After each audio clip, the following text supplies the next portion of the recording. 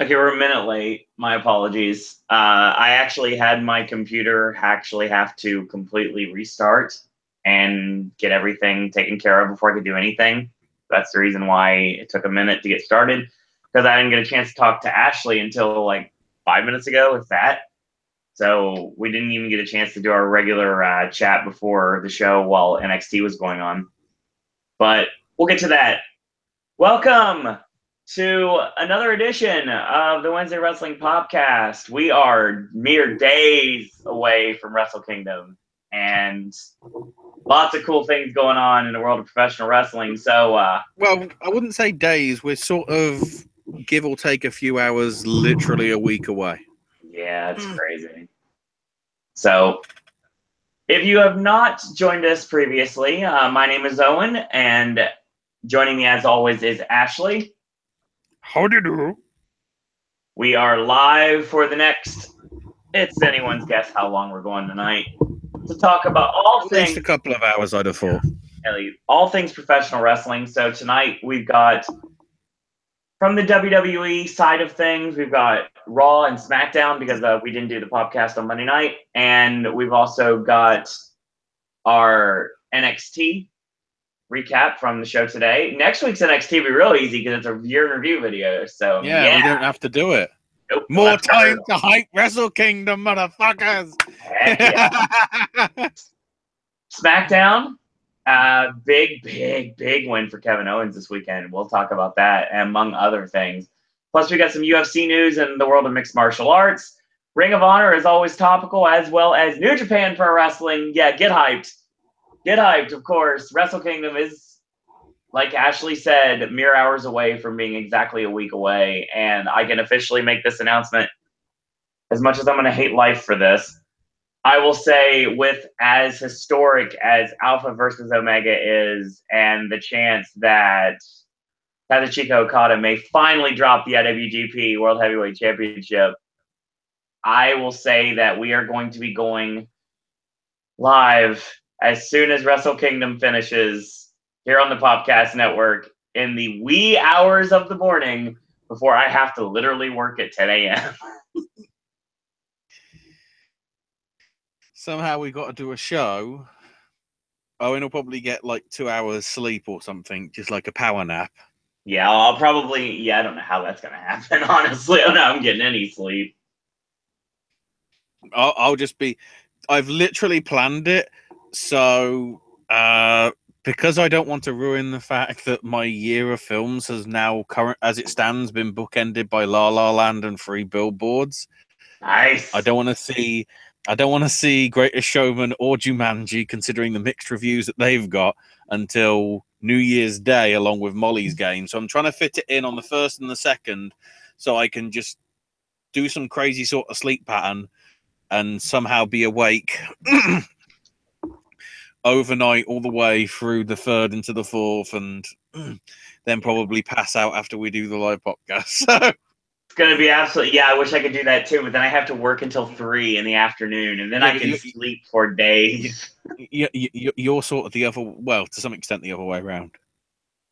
And I got a worse one for you. Not only are we doing the podcast on, well, actually, no, may not be. Well, we'll get to that later. Actually, we'll discuss that later. May not be doing the Wednesday show. That might be the reason why we're not doing the Wednesday show, because there might be something special going on that day for me. So that's the reason why. But we'll have to discuss that later. He doesn't want to. He won't. He doesn't want to talk about the news that might have just got leaked by New Japan. That's why. I'll be honest with you right now. I mean, this is like John Paul's has been blocked out at Disney for a while now, so we might be going on Wednesday. So I don't know what's going on yet, but that's up in the air right now. We'll have to wait and see.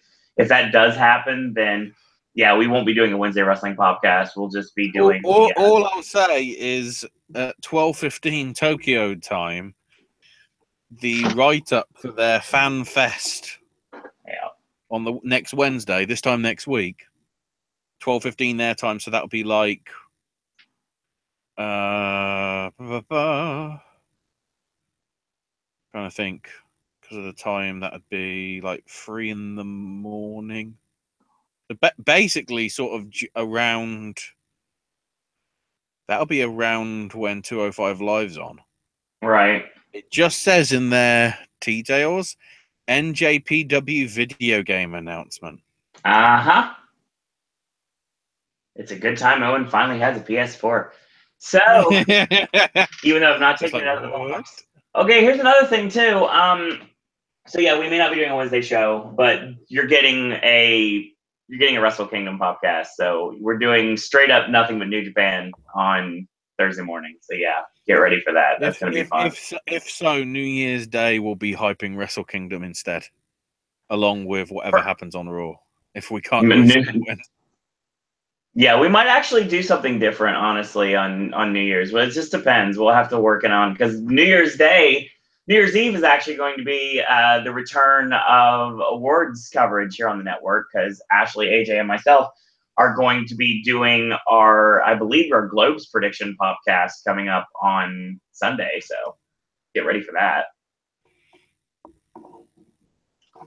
Oscar prediction podcast coming very soon as well, too. I'll be able to go on to that later on. But so another thing too, Ashley, in the world of professional wrestling, it's been going on right now, other than the fact that pro wrestling tees are like the kings of the world right now. Hot topic. I'm telling you right now. Have you seen the new shirt what they have now available? All I know is bloody Dave going, you know what I got for Christmas? A Bone Soldier shirt. That's awesome. Oh, there's a wallet now. So currently available at Hot Top. This is our weekly Hot Topic report on what's going on with pro wrestling. This is the Hot Topic. Yeah, this is how we start the show. We got beanies. There's a belt, which, I mean, I don't know why I don't own this belt. I probably will have it eventually. There's a wallet now. There is a tote bag. And there are a myriad of various jogger pants. And given the fact that, I mean, those are girls' sizes, there's also guys' pajama pants. And with everyone knowing that's been following me on Twitter lately and Facebook knows that I've had this new thing about running. Let's just say I want to be victorious when I run. I will say right now that I probably will end up biting the bullet quite literally and getting the Bullet Club pajama pants so I can run in them because since I lost all the weight, I cannot fit in any of my warmer weather clothes, my colder weather clothes. So that'll probably happen. Another thing I will tell you right now, like I said, the Pro Wrestling Tees store, they have socks. Yeah, they do. I don't have them yet, but I will. So yeah, Bullet Club socks are a real thing right now. So what do you think about that, Ashley? To be honest, not that much because the news that's come in the past 90 minutes is sort of more disturbing to me. Let me give you a couple more as well. So another thing that they have available, thanks to Pro Wrestling Tees, they have the hoodie, they have all the patches and the stickers and the pants I told you about. And they have all the shirts, and I mean all the shirts, including the one that I can't find, which is the Vigilante Club shirt, which of course is the Stephen Amell Bullet Club shirt. I don't have that one. I can't find it anywhere. But Pro Wrestling Tees have gotten into bed with the World's Cutest Tag Team. So yeah, you can purchase your Joey Ryan and Candice LeRae t-shirts available at Hot Topic now. Still nothing compared to the fact that Paige might be injured indefinitely. I just saw that like a second ago before we went on air. I saw that there was a house show the other night, and apparently a lot of people are now tonight. The show in Uniondale, New York. It was tonight. Yes. Okay. Last night they were in the Garden. The Garden, yeah. Apparently, there are people that are saying that they're blaming Sasha Banks and they're calling her an unsafe worker. I mean, that's just. I have no way of knowing. All we have is pictures. Right. I haven't really seen much other. We don't have actually video or anything showing what's actually happening. So, do we know exactly what the spot was that caused the injury? Supposedly there was a kick to the back. Okay.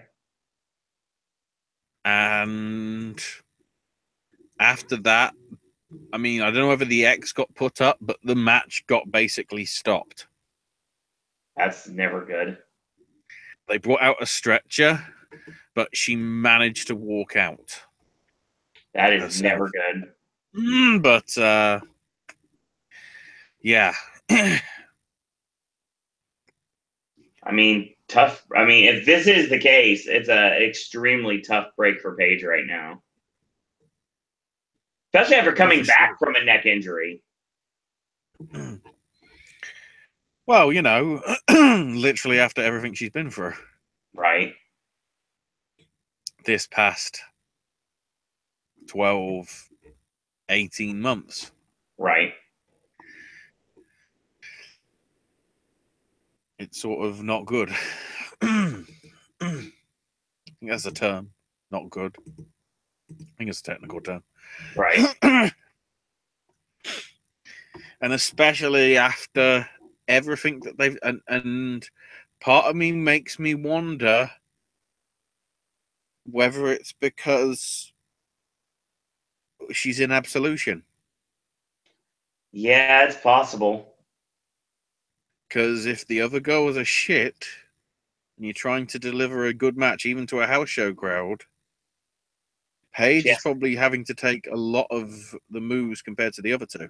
Well, yeah, she has to work a lot harder because she's got to get the entire stable over, especially if they put her in such a high-profile position.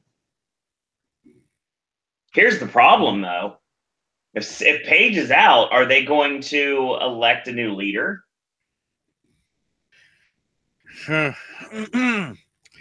Absolution might be dead. Yeah, I think so. I think this whole angle is dead. Then if that's the case. Because there's nobody. I mean, Nia Jax is busy. Yep, and they're not going to do anything with that because they've beat the only one they had. Well, I guess no, they even tried to beat down Alexa. So, I mean, there literally is nobody, unless, and this would be weird, but you could get away with it, considering she hasn't been on TV since she was away. Have Becky Lynch come in. You know, the funny thing is, you were thinking that as the first thing that was popping in my head too. You know, Becky Lynch can say, you know, she's sick of because she's sick of the way she's been treated on SmackDown. Because Absolution's screwed. Because, for example, Mandy is a good heel, but she's not a great talker. Sonya Deville's useless. So, and we learned that on NXT tonight. Don't worry, we'll talk about that. I love to wonderfully talk about Sonya Deville all the time. You honestly, they might as well just like put the kibosh on this whole thing right now. SmackDown's a different story, but still, it's still just as hopeless in different ways because they basically killed your stable on SmackDown already. The Riot Squad, you can't really take them seriously. And unfortunately, the way they built it up so terribly. Rumble is another word for Riot. Yeah. Yeah, not with 2 T's, you dumb bitch. Oh my God.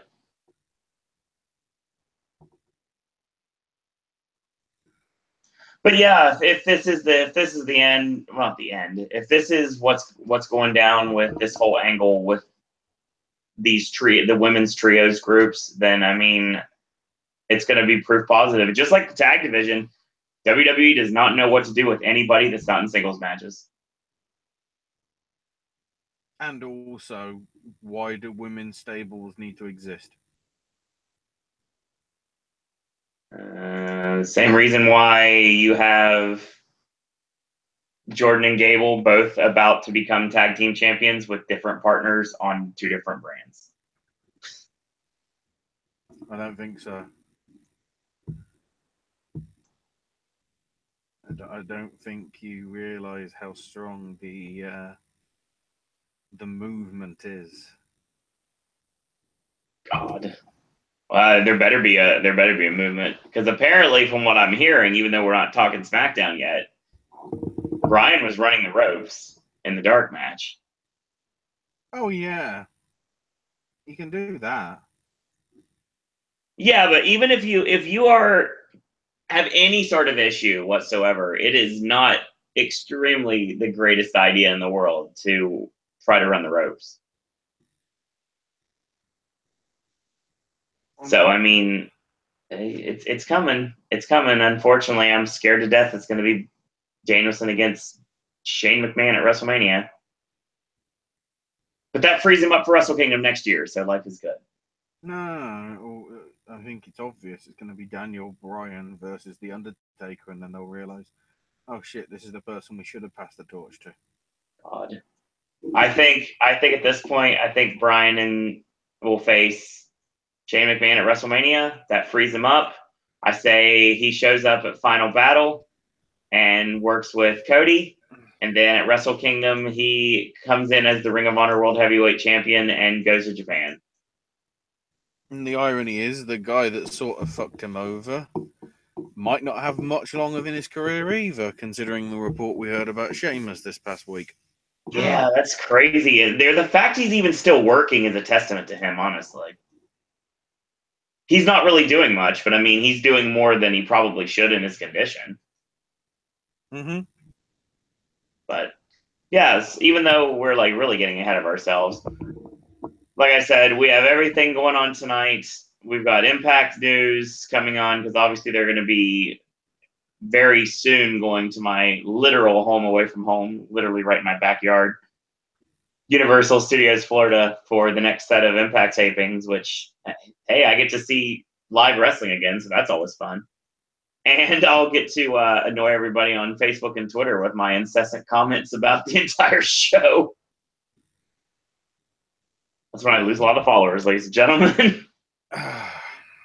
Speaking of losing followers, All that more tonight on the Wednesday Wrestling Podcast. The opening to Raw. Let's talk about Raw. So Cena comes out and they do a Merry Christmas chant. It's like, right?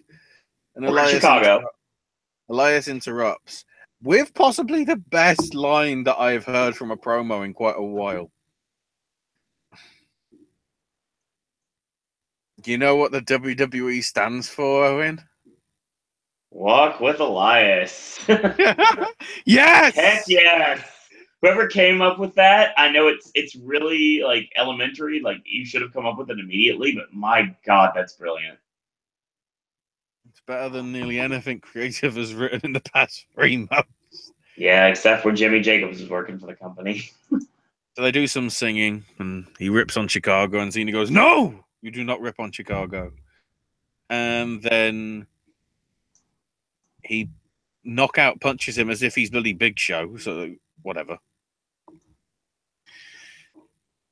So then we get Cena versus Elias. On paper, this should be good because it's Cena and Elias.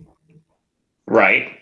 I do not know what the fuck happened. Cena looked rusty. Elias did some very dodgy botches. Oh, that's not good. Case in point with the bloody drifter. It was an inverted drift away, but there was like a 3 second before he actually hit it. So it was like, okay.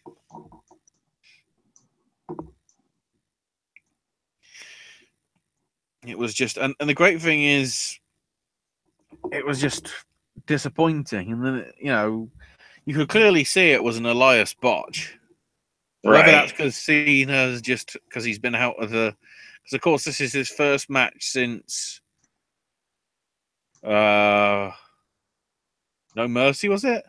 Oh my God, yeah. Wow, that's insane. Against Roman? Well, I mean, he's been working Roman on the house shows and everything lately. So I mean, he worked him in the Garden. Yeah, but that was only yesterday. Right. His first match back was that match. So I don't think he did any house shows Thanksgiving time. Yeah, he's got to do press for Ferdinand. Yeah. Ferdinand. So Elias's reward for botching that move, 5 moves of doom and the attitude adjustment. God dang Fuck it. We're sending it home. Damien Sandow all over again. I do like the fact that they acknowledge the CM Punk chance. Part of me is wondering whether that might have been an audible. I have a feeling it was because Vince backstage is like, God damn it. Well, that's the thing, though. We learned with Punk, and when he was on the Art of Wrestling, we basically, because I would listen to podcasts a lot. Obviously, that's what I do. But the thing is, that's how I get to go to sleep every night. The thing, when it comes down to it, is the fact that you have a lot of things that are said, and they come out of absolute nowhere. And you would think that things would be able to be said and there would be no problems, because Cena can pretty much get away with murder if he wanted to. Not literally, of course, but you know what I mean. When it comes to on the mic, he can pretty much say what he wants. And they're not going to do that. And the fact when they saw that the crowd was really chanting for Punk, Stephanie's not the only one that can reference Punk. So, I mean, I'm telling you right now, I hate to keep saying this, and everybody could think that Phil Brooks' career is over as CM Punk. I get that, even though he's still like going by CM Punk because that was the name that brought him to the dance. But the thing is, I'm not necessarily convinced that he's done with wrestling. I'm not. I'm just not. Maybe not with Vince, but I do think that I don't think we've seen the last of Punk in there. I guess it depends on how the next time he's in the octagon. That's when we'll know. Because if he gets like knocked out again, Dana's gonna be like, you know what? It ain't happening. Sorry. So then Seth Rollins and Jason Jordan come in, both wanting Samoa Joe. And Kurt basically says, you know, the bar, every time you want it them, the bar get in the way. So you know what? You're facing the bar for the tag titles tonight. And everyone's like, okay. And then Roman comes in after they've left and goes, Samoa Joe's all yours. By the way, it's for the title. And he's happy with it. I'm like, okay. So now Charlie Caruso's in the ring with Jack Gallagher and Brian Kendrick. Oh my God. I feel so sorry for Kendrick after what happened on the show. And Kendrick's like, all this hype about Hideo Itami. Tell that to the Chicago crowd. They were fucking dead. Yeah.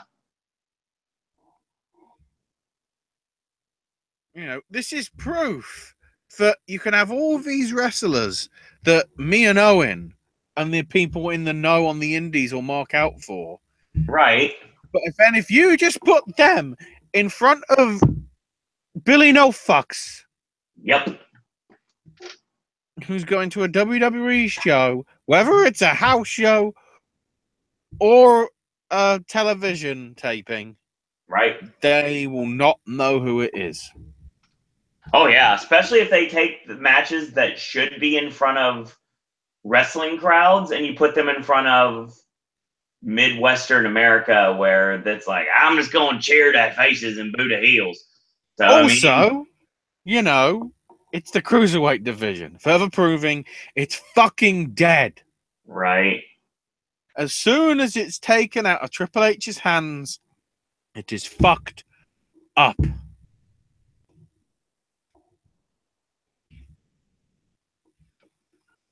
Thank God they haven't done a women's show like the rumors were because of how well the cruiserweight show did. Yeah, like 205 the first couple of months and then just died. I mean, okay, let's go back in history. Like we said before, Ashley, you've made it perfectly clear in the time. You're not really a WCW guy. Like, let's take the old WCW cruiserweight division and do a show on it, like 205 Live. I think it would have done very well. Yeah. Back then, absolutely. Oh, for sure. No, even I can acknowledge that although I'm not, because The only time I saw WCW was basically 2000, 2001. Like when it was probably the dregs. Not the high point to the cruiserweight. Plus, on the hour-long edits, they probably would have cut that out anyway.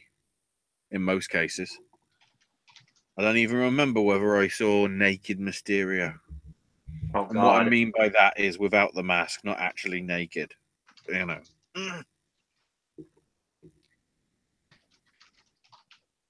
So the match is decent. And then the go to sleep happens, and the crowd should be like, whoa. And then when you look at the replay, they must have been going, oh, because. Oh God. He got knocked Leonardo Spanky. Yeah. Oh my God, that was nasty. Part of me does wonder, though, whether Itami did it as a shoot. It's possible, and it's funny because we're going to talk to 05 in a little bit. You do realize he went back to using the ring. He's using the rings of Saturn as a finish now. Neville's move. Yep. Harry Saturn on line 1. He's using Neville's move because he can't use Punk's move. God.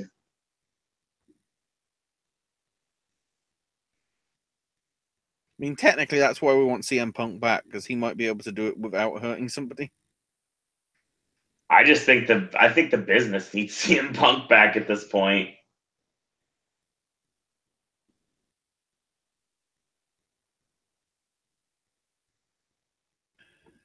So then Mickey, Sasha, and Bailey are in the back and stopped by the Miztourage, who are singing Miz-themed carols. And they're pretty nice about it, and it's pretty funny. And they're just like, yeah, we got a match. And it was sort of done in such a way that it made it look like these guys are just being friendly, and these women are total bitches. Right. Don't think it's how it's supposed to be conveyed. Then we had the 6-woman tag, which felt like it went on too long, probably because it's weird as well. Both this match, not so much Itami and Kendrick because it was relatively short, but also Cena and Elias felt like it needed adverts. Mm-hmm. They did not feel like, okay, this is actually delivering and whatever. Right. So much so that this was great. So Bailey hits her belly to Bailey. Or Bailey to belly, I don't know. Bailey to Bailey, who knows? I hate that name because it's so hard to not mess up.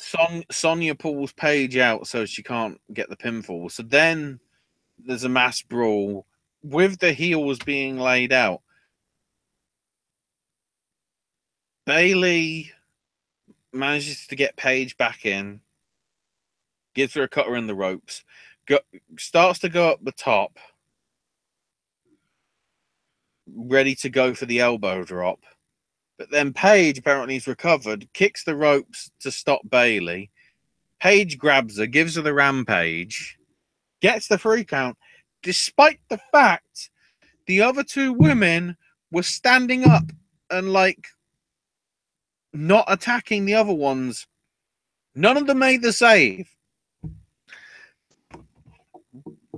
They just let Bailey eat the pin. Brilliant. There you go. Proof positive WWE is going to be like, you know what? Paige is out. Bailey's the leader of Absolution now. So then we got Renee interviewing Samoa Joe, asking whether Joe has any remorse. And he's like, it's funny you say that, because no! You know, now the most important thing is Dean can be home with the ones he loves the most for the holidays. And he just like glares at Renee. And Renee just looks back as if to go, you fucker. And it's just like, just that alone is like, yes.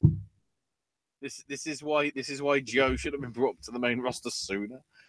And you know, why should I have you on more? Because it's got him an IC title match, and he'll be champ. And then we see Kane walking backstage, and literally at this point, because I was looking at the time and I noticed it, I was like, they've done this on purpose because people are going to be like, oh, fucking Kane's wrestling. I need to go for a piss break. Got a commercial.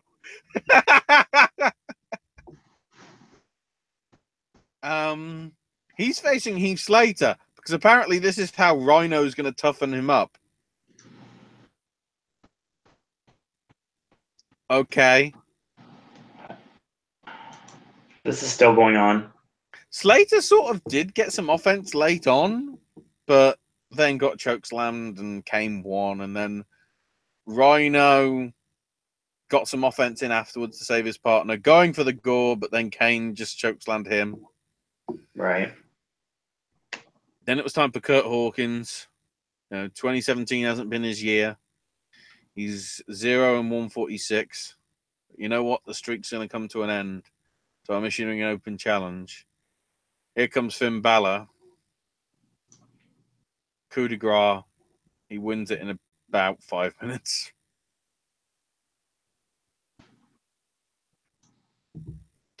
So then Miz Taraj spot Goldust backstage. So they do another carol, which includes gifting him a copy of Santa's Little Helper.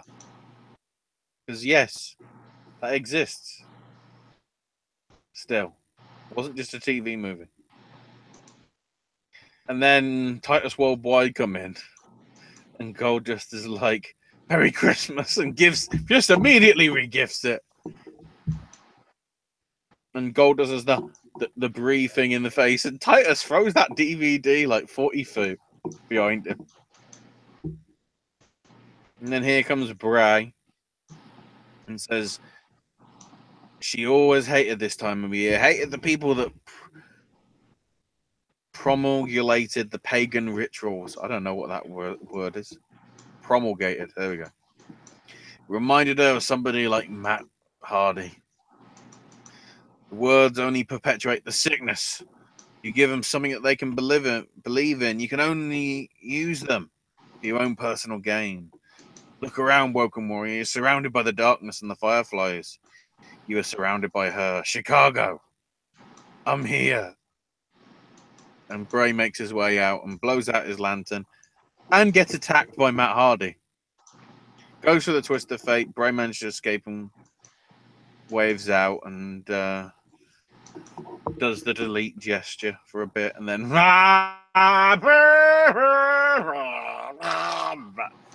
2 minutes, and I'm like, you fuck. You absolute fuck, Vince. This isn't how you do it. Even the Hardys themselves, because they had creative freedom, knew what had to be done. Yep.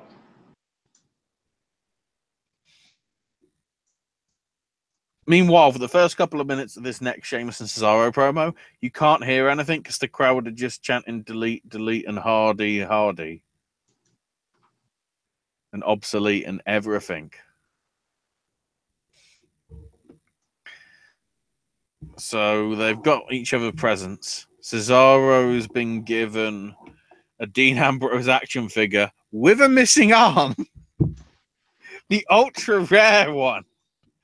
It's funny. And then Sheamus gets given from Cesaro a Seth Rollins action figure. And he's like, wow, I'm going to break it just as much as I'll break Seth later tonight to make it just as authentic.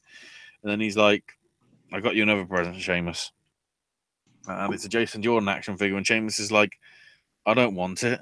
And Cesaro is like, well, Seth, okay, I made fun of that. Seth don't want him as a tag team partner, and Kurt don't want him as a son. La, la, la, la, la, la, la. Still trying to work out why that's funny. So now we're prepping for a Miracle on 34th Street fight with the cruiserweights, and immediately I'm going, oh, fuck. And here comes Enzo Claus with Elves, Gulak, and Davari. Because apparently Cedric Alexander's Cruiserweight title match is going to be next week in Florida.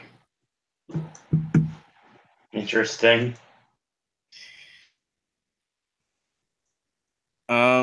It's an all right 6-man tag street fight thing. Actually, I don't even know if it's a tag. All I know is it's probably just... I don't know. All I know is Alexander won because he hit a lumbar check on Davari, so... Who knows? There was a candy cane, kendo stick, and whatever, cookie sheets. Who knows?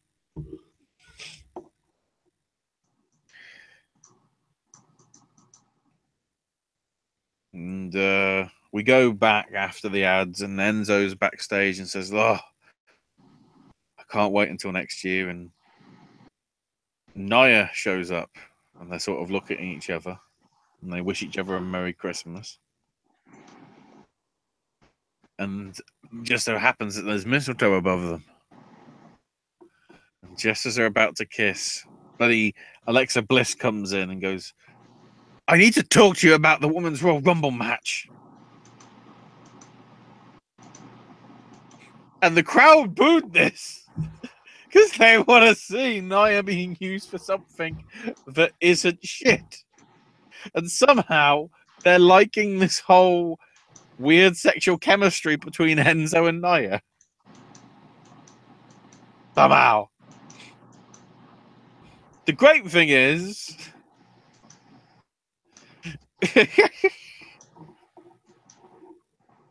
it transitions from... Enzo's looking on, and they transition as he's going, "And a Merry Christmas to you, joining me at this time." They literally just cut this audio because Renee has to interview Roman Reigns, who cuts a promo saying, "You hurt one of the brothers, I will hurt you." Case in point, this match. Pretty good.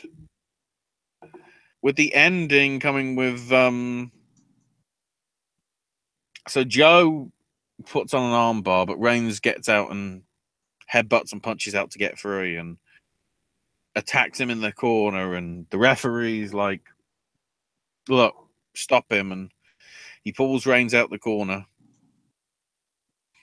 and Reigns throws the referee aside, so John Cone calls for the DQ.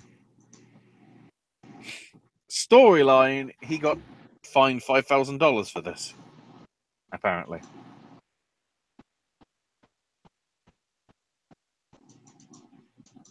Which is nice. Actually, come to think of it, with how much he's paid, that's probably his entire day's wages. So his kids are going to go hungry that day. That's good. So, and basically what he does is he fucking destroys Joe. Superman punch off the ring steps, throws him into the ring post shoulder first, and then a second time smacks him with the ring steps a couple of times in the arm as well, and the shoulder. Grabs a steel chair, and he's about to concerto Joe's arm with the ring post, but Joe just gets out his arm out the way in time. Roman is pissed. And Seth's watching this backstage, and Jason comes in, and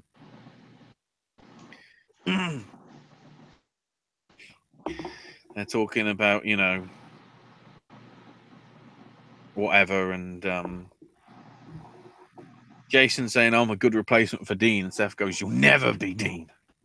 It's like, that's correct. So, Mr. Raj have got a Secret Santa match, so it's time to sing another song. Braun! Yeah, it's a handicap match. Braun destroys them. Hits a splash on Bo, hits a running power slam on him, gets the 3 count. Then afterwards, hits a running power slam on Axel. The crowd are chanting one more time. So he hits it on Bo and Axel. From break, Alexa Bliss is out and says, it's been her year because she started as SmackDown's champ at the start of the year and she's ending the year as Raw champ. And did it without the fans before, so she doesn't need them now. And punch through the glass ceiling. But the moment of the year was the Women's Royal Rumble. She still gets cheers. She still gets chills from it, the announcement. And wants to tell everybody you're welcome, because every cheer and every tear is because of her. So she's going to be excited to see the Royal Rumble match, to see who she's going to face. Why? You're so excited that there's a Woman Royal Rumble match that you're not going to be fucking in. Have you not realized this? You dumb bitch. Actually, no, it's not Alexa's fault. It's Creative's fault. Why should she be excited for it? That she's going to beat whoever won? That's the bit that people won't care about. The thing that people will remember is that she won. It's like people remember that Hacksaw Jim Duggan won the first one. Okay, it was when it didn't mean anything. Trying to think, was it the first? I guess the first time it meant something was 92 when the title was on my line. For the Rumble, yeah, for sure. And then from 93, it was winner gets to go to Mania, hence Yokozuna. And then, of course, the year after that was the Luger Brett double and everything. But anyway, Asuka comes out and says in pretty damn good English, I'm joining the Women's Royal Rumble match and I will win because nobody's ready for Asuka. And she gives her a good old stiff kick. Because of course she does.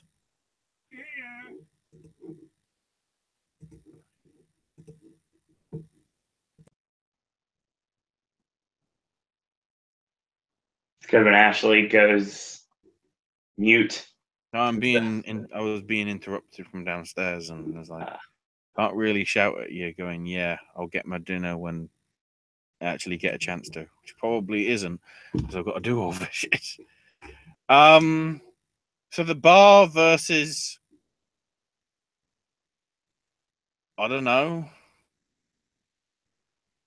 Ebony and Ivory? I don't know what we call it. Oh boy, don't do that. I didn't want to say My Black Son for once. That's just how it feels.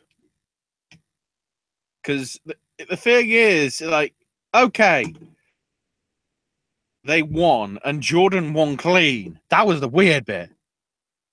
Jordan won clean on Cesaro with the elevated neck breaker. The thing is, they're still booing Jordan. Because no one cares.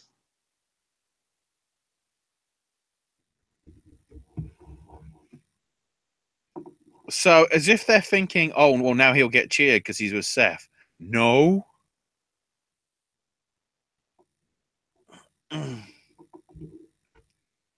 Oh.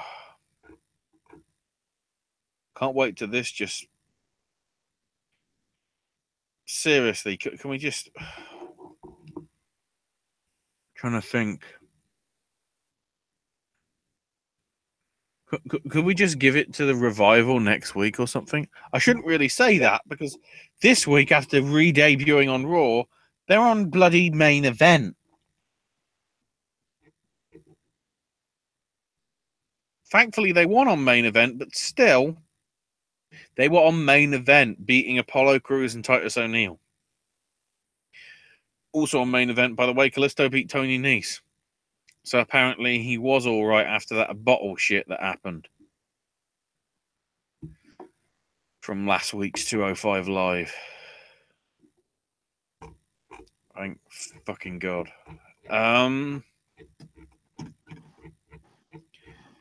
Now we transition over to SmackDown. Same building, 24 hours later.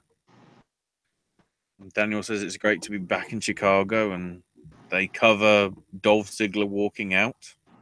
And Daniel says he's tried to get in contact with him, but Dolph hasn't responded. So, due to Dolph's actions, he seems to have voluntarily relinquished the US title. And if you're watching, everybody in the universe wishes you the best of luck. So part of me is going, okay, did they literally just give him the belt to walk? Or is this storyline somewhere down the line for something? So Daniel basically says, well, we can't have a title without a champion, so we're starting a tournament tonight, which will for sure see Baron Corbin face Bobby Roode in the first round. So then Gable and Benjamin come out and saying, so what are you doing about the tag titles? And it's like, well, you had your opportunity at Clash of Champions. And they're saying, well, it wasn't a one-on-one match. Other teams got added in. And then Aiden English and Rusev interrupt. And they want their shot. And then New Day come out. And they want their shot. So Daniel goes, fine. Triple threat match now. Winners face the Usos for the tag titles next week. This was a surprisingly good match. Probably helped by the fact that it was Xavier with Big E. So again, they're not keeping it the same sort of two. They are switching it about. They really did a good job. Gable and Benjamin hitting Big E with the double power bomb spot to get the win, and I'm like, oh, considering how hot the crowd is for bloody Aiden English and Rusev, I think that might be a mistake. In all honesty.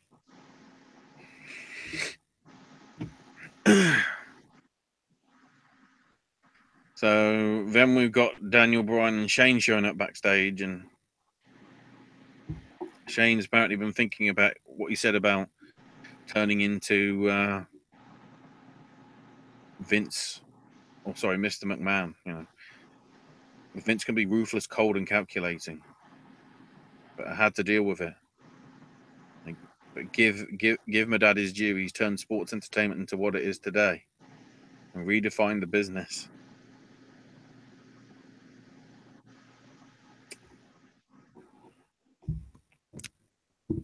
You might possibly think that I couldn't possibly comment. And Daniel rightfully goes, well, you have been throwing your weight a lot around lately, and they are some of Vince's negative attributes. And Shane goes, well, Baron's due for a rematch, so why isn't the match with Roode just outright for the title? And Daniel's like, well, you did say it was the land of opportunity, so I don't want to give more than two people a chance at doing it. You know, let them earn their way. And then doesn't like Kevin Owens versus AJ Styles happening because, you know, should Sammy be banned from ringside? Because, you know, better be no favoritism. And Daniel says, look, their set of matches was one of the biggest rivalries of the year, so why not end the year with another match?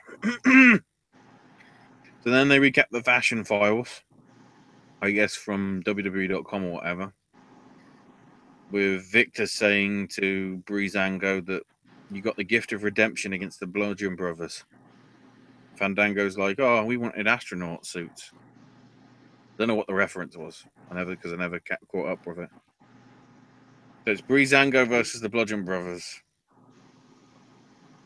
which the Bludgeon Brothers are about to win with the double team finisher, but Rowan pulls up Breeze at 2, and they're going for a beatdown further, and Connor and Victor come in to make the save. The Bludgeon Brothers win by DQ. And then we got Breezango and the Ascension with an interview, and Victor stops it and goes, on behalf of our best friends, what the Bludgeon Brothers did crossed the line. That's why we're challenging them to a rematch next week.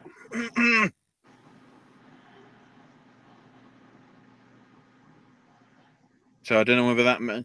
I can't tell from that whether that means Breezango are doing a rematch or whether it's Ascension versus Bludgeon Brothers. I think it might be Breezango, so who knows? So then Ruby Riott saying, a rumble is a fancy word for a riot, so it gives her an advantage. No, it isn't. Spelt differently. And she vows that the first person she eliminates will be Naomi. Ruby wins with a riot kick. Then Charlotte shows up and there's a fight. And then Natalia with Carmella, Lana, and Tamina come out and they attack the Riot Squad. And it's like, thanks, this has really cleared up this fucking situation. Not. Then a good promo from AJ. Saying, I'm planning for Sammy the same way that I dealt with the Sings when I was taking on Jinder. When I'm stepping in the ring, I'm the favorite. My opponents are the underdogs.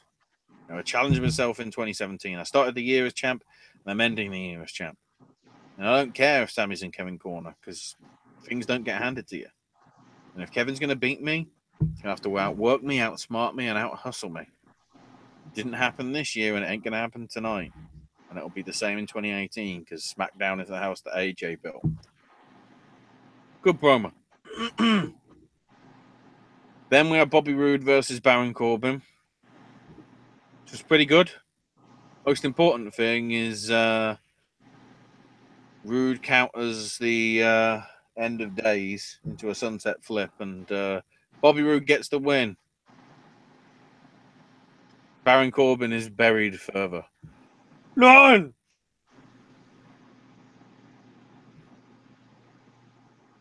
Then we got a promo with Ty Dillinger. He's had a chance at the US title and he's not going to let it slip through his fingers again. There may be 8 men for one title, but the important number is 10. By the way, he loses to Jinder Mahal with the Callas.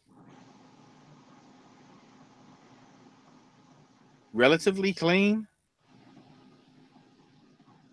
Keep in mind as well, that's the first time we've seen Ty Dillinger since, was it Hell in a Cell? Owen? Seems like it. The triple threat with him and AJ and Baron. Yeah. Yeah, another 2 months. He's in, he's gone. Practically a jobber. Brilliant. God. I'm telling you, they just don't know what they're doing sometimes. Hey, let's bring them over to the main roster. Let's give them all this money. Let them do something with them. Oh, never mind. Oh, look. Shiny things. And now that's how someone loses their luster. Kevin's got a bottle of champagne, which is the bottle apparently that Daniel Bryan wouldn't accept. So he says they're going to celebrate with it tonight. And by the way, nobody in Chicago is invited to the party. We don't want to be seen like we're gloating. So then Renee's backstage with Randy Orton and says everyone, got redemption in the 6-man tag last week. There ain't much to say now other than that he's been dealing with everybody else's issues but his. So it's time for him to deal with throwing 29 other people out of the ring. Yeah, I'm in the Rumble. And then Nakamura comes in and goes, sounds like an idea, let's Rumble. So that's how you announce two of your biggest names in some random backstage interview. Yep. Right. And then AJ versus Owens is damn good, as you'd expect. Sammy did get involved. You know, complaining to the referee and whatever. So Shane comes out and tells the referee to eject Sammy. So referee just goes, "You're out of here." The Styles, while this is happening, Styles hits an inside cradle. Has like a 4 or 5 count, but the referee didn't see it. So Styles goes over and to go, "Come on, man." Owens catches him, rolls him up. 1, 2, 3. Kevin wins. Style goes up. AJ goes up the ramp and gives a death stare to Shane. And Kevin and Sammy spraying champagne on each other and celebrating on Rusev Day. And that's good enough.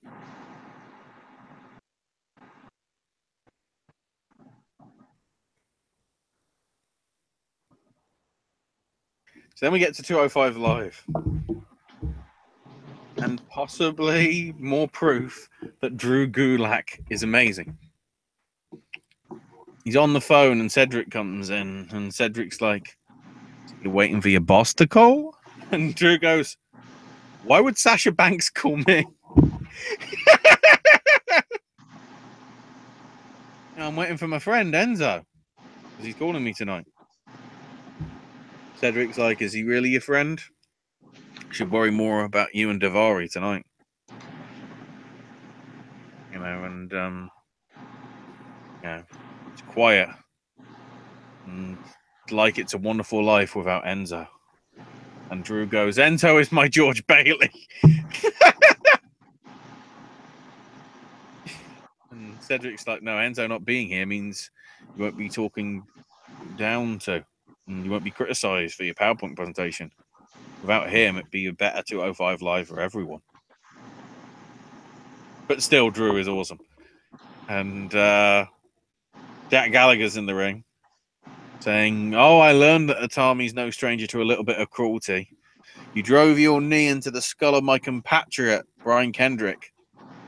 I think you'll find compatriot means person of the same nation, which, unless you mean like heel nation, the fact that he's American and you're British sort of don't work. He said he could hear Brian's orbital bones shatter, so he will teach Hideo a lesson because cruelty knows no bounds. Fucking Atami won with it wasn't really the Rings of Saturn. It was like the Rings of Saturn mixed with a Koji clutch. So I don't know whether that has a name. I have to see. Well, I have to see it myself in order to be able to know. The go to, I think we can call it the GTS, the go to submission. Oh God. I don't know.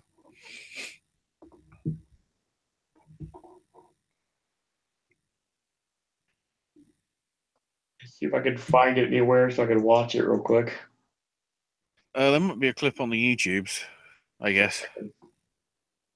So Nice is being interviewed backstage about Enzo and says, "Look, the next time I see him, part of me wants to lay him out. Part of me understands that Enzo's a global superstar. And that's a fact. The money and the fame and my career has only gone up since joining the Zoe train."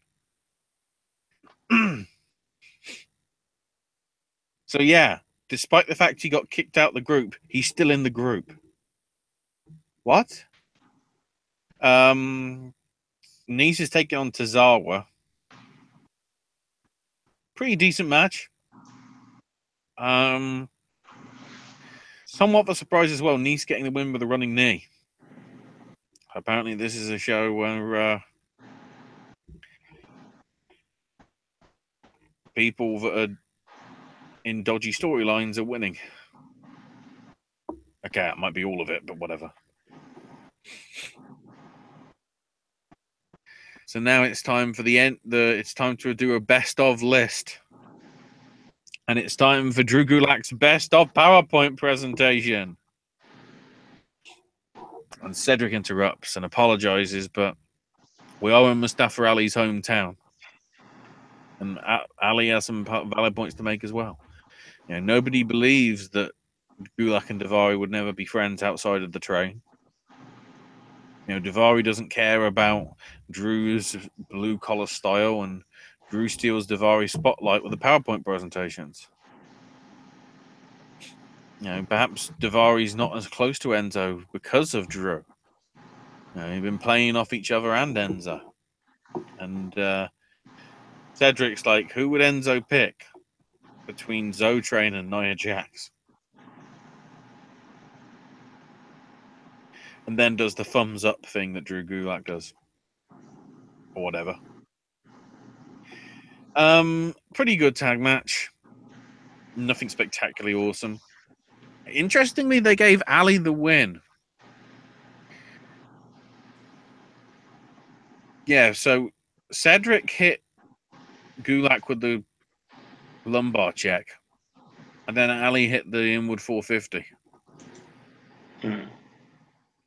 And then Daivari and Gulak argue up the ramp. So it's like more confusing shit going on.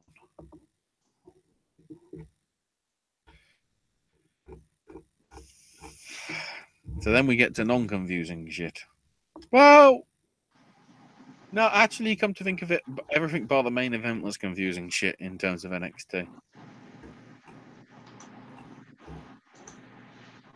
Because the fact is, we opened with, I can't even remember who it was against, but it was the Street Profits, because I want to go get my dinner. Chris Starr and Riley Apex. Nothing really much to this. It was just a normal showcase of the Street Profits. Montez Ford hits the huge frog splash, and that's after Angelo Dawkins gets the riding bomb, and that's the end of that. Still over. They go in the crowd, get on the mic. Basically, like, we came and saw in 2017, and we're going to conquer in 2018. Talks about the Authors of Pain having cool vests. Sanity looks like a good party, and the Undisputed Era have the tag belts, but they're coming for them in 2018. Still don't care about these guys. Great personality for days. I just do not care about this team at all. Maybe that's just me. Maybe it's my cynical wrestling fan in me, I guess. Speaking of people I don't care about, so Sonya Deville comes in to face off against Ember Moon because reasons, as Ashley would say. Not much to this at all. Ember wins with the Eclipse because that's good. And that's the end of that. After the match is over, she's celebrating. Here comes Kairi Sane. She's got her periscope. She looks at her. And the next thing you know, done the party. Here comes Shayna Baszler. And just jumps her from behind. Chokes her out, quite literally. And officials run down and try to get Shayna off. And off you can't say that, right? She has a stare down with Ember Moon, and we've got your next program right there. So this could be an interesting battle. Ember's got quite a task on her hands. So Paul Eller's in the back, puts over the Authors of Pain. He says, the Undisputed Era don't write this next chapter. We're the judge, jury, and executioner around here, and Bobby Fish and Kyle O'Reilly are on borrowed time. So then we find out that the rematch is coming soon. It's coming in 2 weeks for the tag belts. So Ember's in the back with Christy asking about Kairi and Shayna. Says, you know what, I expected having a target on my back, but next time, why don't you do it in the ring? So this is continuing. And then we get our main event. Oh boy. Number one contendership on the line. Aleister Black, Johnny Gargano, Killian Dane, and Lars Sullivan. The first thing I could say here is, on paper, Sullivan sticks out like a sore thumb here, without a doubt. But he proved why he belonged here, because he brought the stiffness as well. Especially when he tried to powerbomb Johnny Gargano for the announce table on the outside. And that ended up leading to him escaping. And the end game was Killian Dane jumping off the stage and splashing Lars to the table. Well, can we call it that? Okay, he landed on him. We'll put it that way. Can we call it that? He kind of From great. the way I saw it, it looked like he fucking bashed his leg into the side of the desk and just so happened to get on Lars far enough to make the table collapse. Because he sort of clobbered into it with the top of his leg smacking the side of the thing. I'm trying. Which again, ladies and gentlemen, this was the guy's third match on this tapings. No lie. We the go. Workhorse. Oh my God, yes. We go to the setup for the finish. We're not the finish. We go to setup for the finish. So Gargano escape, and Dane breaks it up with the Dick Togo looping back senton. He goes wasteland on Aleister Black, goes to the senton. Gargano's like, nope, that ain't happening. And Black breaks up the pin when Dane tries to go for the elbow drop, and Killian climbs up, and they're setting up a Tower of Doom spot basically. And here comes Johnny Gargano, and they powerbomb him off the top. Lars is finally coming back to action, and the next thing you know, he just goes wild as crazy, destroys everyone.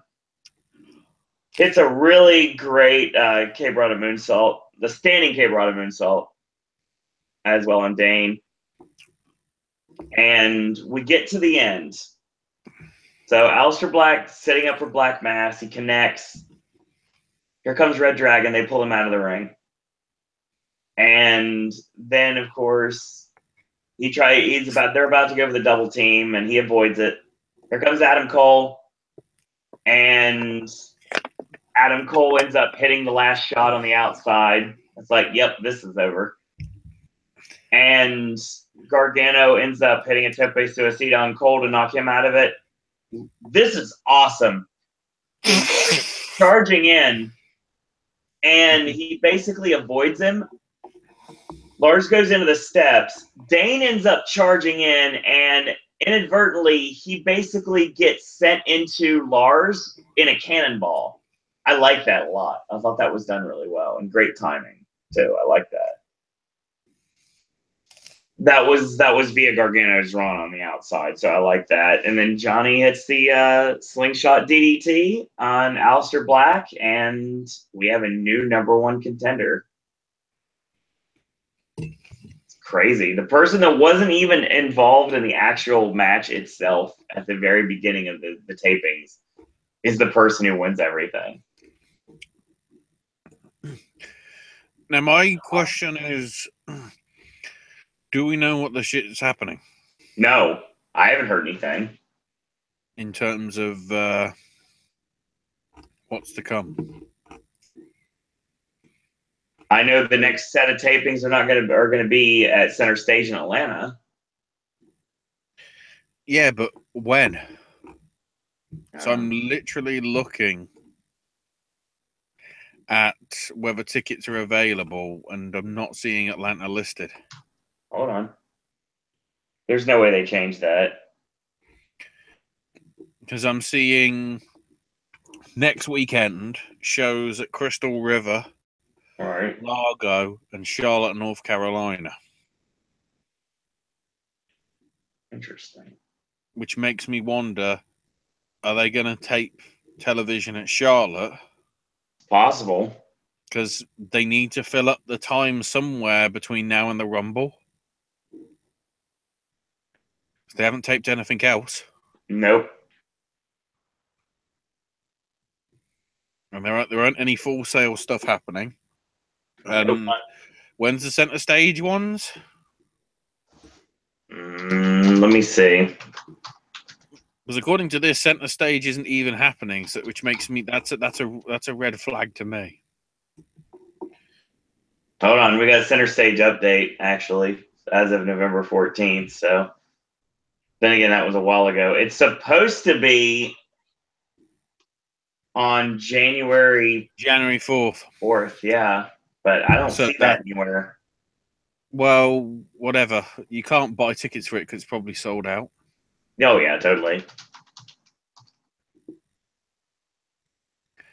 But yeah, so it's happening.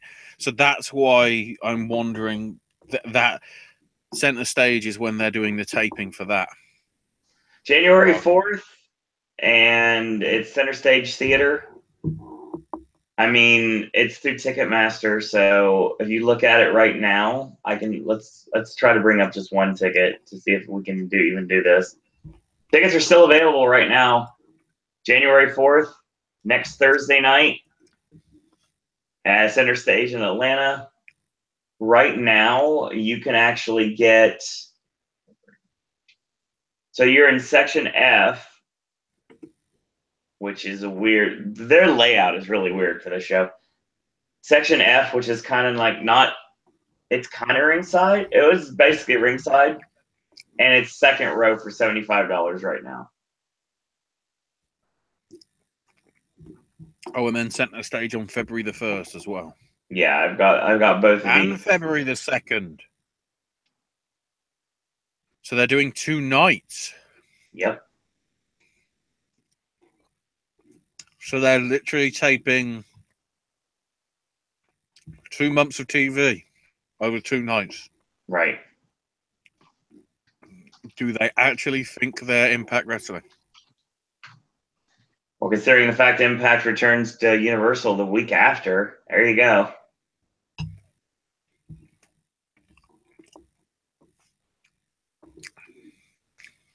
Yeah, but you never did that with NXT before. No.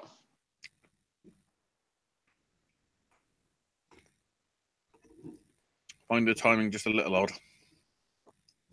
There you go. We'll see.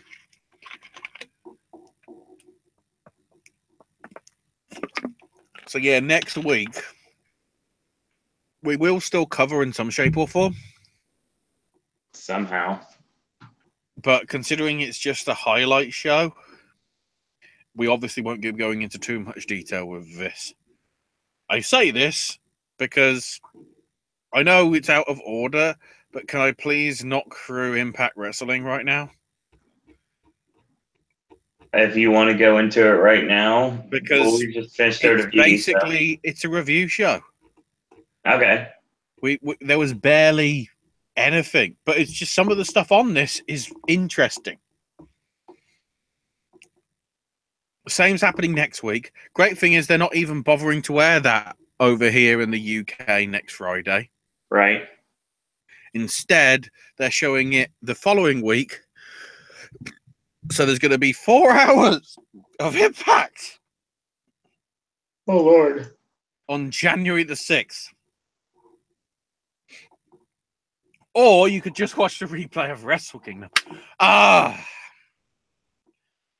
So they start with a video package of lots of awesome wrestlers and people that don't work there anymore. And then they start the start of the year and Bruce Pritchard's there saying, you know, how awesome TNA used to be and how much it sucks now and how we'll make TNA great again. And puts over Bobby Lashley, and then it's like, oh my God, Alberto's here. And as the write-up from PW Insider that says, the Owl spoiled this because he tweeted a picture of him backstage hours before. So they're much of a surprise. So they basically recap Alberto beating Lashley for the title. And then the fact that obviously he gave it back and whatever. Right. Then they recap the whole turmoil of the year with Alberto and EC3's feud. Cody and Brandy Rhodes being there. I was there for all of that. and LAX's return. So then they covered the X Division 5-way when Low-Ki showed up and won the title on his first night back.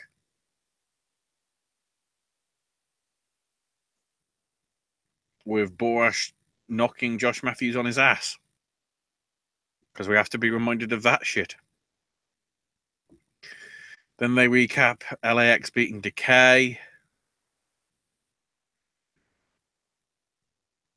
Then a great write-up here again from the PW Insider guys. We look back at TNA's. There, we did it. Are you happy now, Sony 6? Indian Tour. Featuring a promo video from Mahabali Shera, who don't work there anymore, and Sanjay Dutt.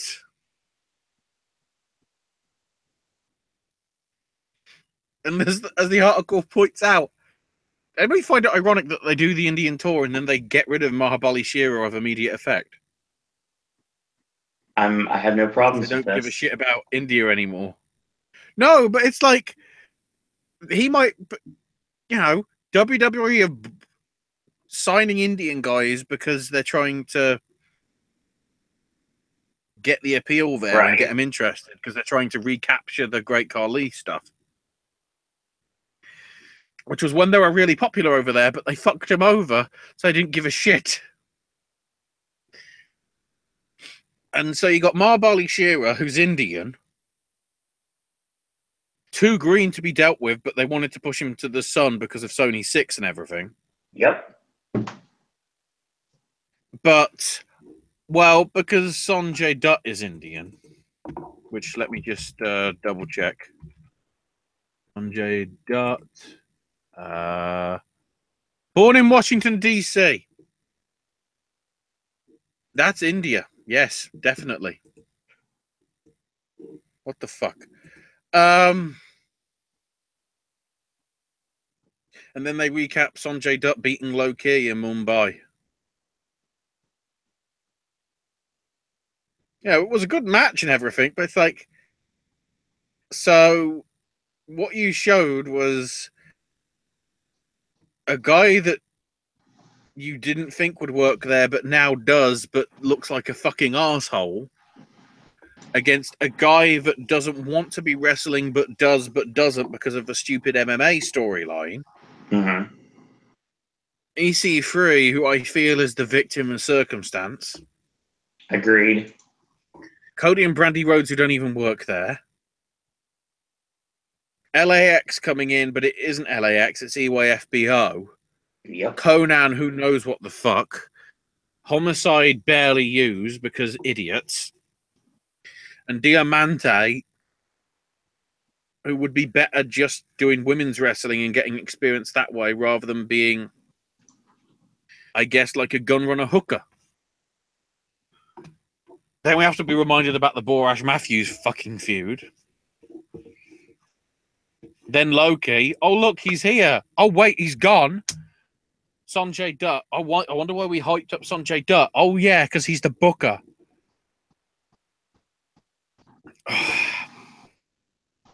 And there's still another 2 hours of this shit. Weird ass show. I cannot wait till 2018 to see how it tries and digs itself out of a grave. Keep in mind as well, the first show is going to be where we see James Storm gone as well. Because that's what you need as a New Year present. Yeah, he's fucked off. Bye.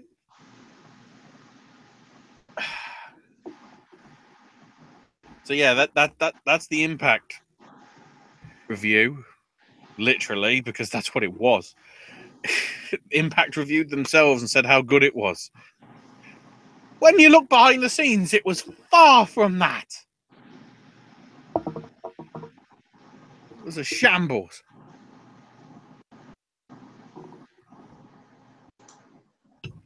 All right. Well, that knocked Impact out of the way. Let's go to MMA now. So, I guess the big stuff from this week is the fact that one of the matches we were going to be getting on Saturday ain't happening. Well, I guess sort of two. So Marlon Morales was due to be facing John Lineker for the... I can find it in my notes. Oh, no. Okay, so this is where it gets really confusing. So it was supposed to be Dominic Cruz versus Jimmy Rivera. But Cruz got removed because he broke his arm back in November. So then Lineker came in, but then literally on Sunday, he had to pull out because apparently he had a tooth infection that required immediate surgery. Immediate emergency surgery, I should say. So therefore, he wouldn't be able to compete on Saturday. So they were trying to line up a match with Marlon Morales. But Marlon obviously is coming in with like less than a week's notice and wouldn't be able to make the weight. And so they were trying to do sort of a catch weight fight at various different weights. And Jimmy Rivera pulled his support for all of them. So therefore, the match is completely off. Because, you know, that ain't a clusterfuck or anything.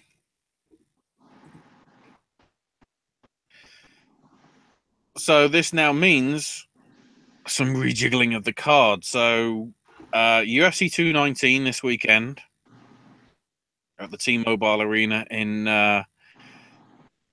Vegas, Nevada. There's only one match on Fight Pass. A bantamweight bout between Tim Elliott and Mark De La Rosa. On the Fox Sports 1 prelims, we have Marvin Vettori versus Omari Akhmadov in the middleweight division. A flyweight bout between Louis Smolka and Mattia Nicolau. Miles Jury taking on Rick Glenn in the featherweights, and rounding out, or I guess main eventing the prelims, we've got Khalil Roundtree versus Mikhail Olchik in the light heavyweights. Then for the main card, your 5 matches that we're going to be getting. First up in the lightweight division, Dan Hooker versus Mark Diakies. In the welterweights, Carlos Condit versus Neil Magny. Then a women's strawweight bout, possibly to determine, I don't know, who's going to be the next contender. I'm not sure. Cynthia Calvillo versus Carla Esparza. Then in your co-main, Khabib Nurmagomedov facing Edson Barboza in the lightweights. And then your main event, the result that people want to see is a title retention, because it's the women's featherweight bout between Chris Cyborg defending against Holly Holm. The match that should have happened, but then Holly Holm lost to Jermaine de Rondamay. And then Jermaine de Rondamay said, I don't want to face Cyborg, and sort of chickened out. Because, she was injured. And didn't want to face her.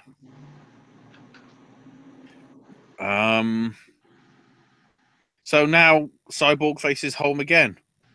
On, I guess, the spot in the year when traditionally it's a Ronda Rousey fight. And, you know, the seeds are being planted as to maybe something's going to happen. As in, like, she might call out Ronda.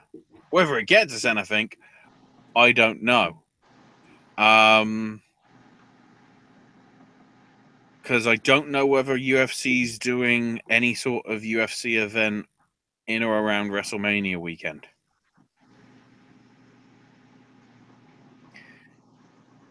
If they do, I could really foresee Dana and that lot saying, we want you for that weekend, which means you can't do WrestleMania.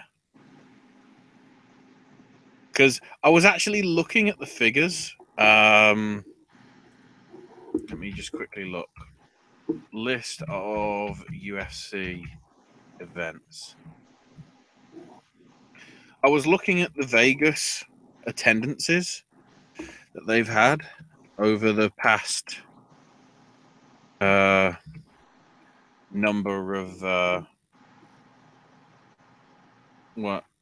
of years. So the first show that they did at the T-Mobile Arena was, by the looks of it, UFC 200, which had an attendance of 18,202. That card had Lesnar on it. Had the main event was Nunes beating Tate. We had Cormier versus Anderson Silva. We had Cain Velasquez beating Travis Brown. Jose Aldo beating Frankie Edgar. Pretty, a stacked card. Hence why it got, an attendance of like 18,000. The only other time we got 18,000 was this time last year. For Ronda Rousey's return against Amanda Nunes, with Amanda Nunes beating her in 48 seconds. Again, admittedly, we had a pretty strong undercard with TJ Dillashaw beating John Lineker, Cody Garbrandt beating Dominic Cruz for the bantamweight title. Dong Hyun Kim, I think that's the Korean Zombie one. Is he? What does it say? May not be. Less of a strong card, but the thing is, Rousey and Nunes was going to be the big one. All the other matches at the T-Mobile Arena, if you don't count... Actually, I don't even know what the live attendance was for... I should probably have a look, see what the live attendance for McGregor Mayweather was. McGregor... No, not McGregor, Texas. Mayweather. I'm just interested whether the attendance for that was rubbish. Do we even have an attendance? No.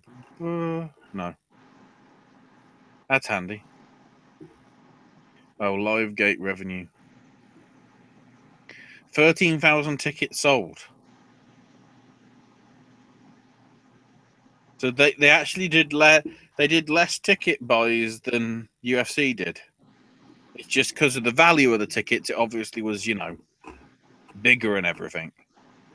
So the two biggest UFC shows ever in that building were where women main evented the card. I don't think this time is as strong as enough of a card to warrant, it's probably going to get 18,000 as well.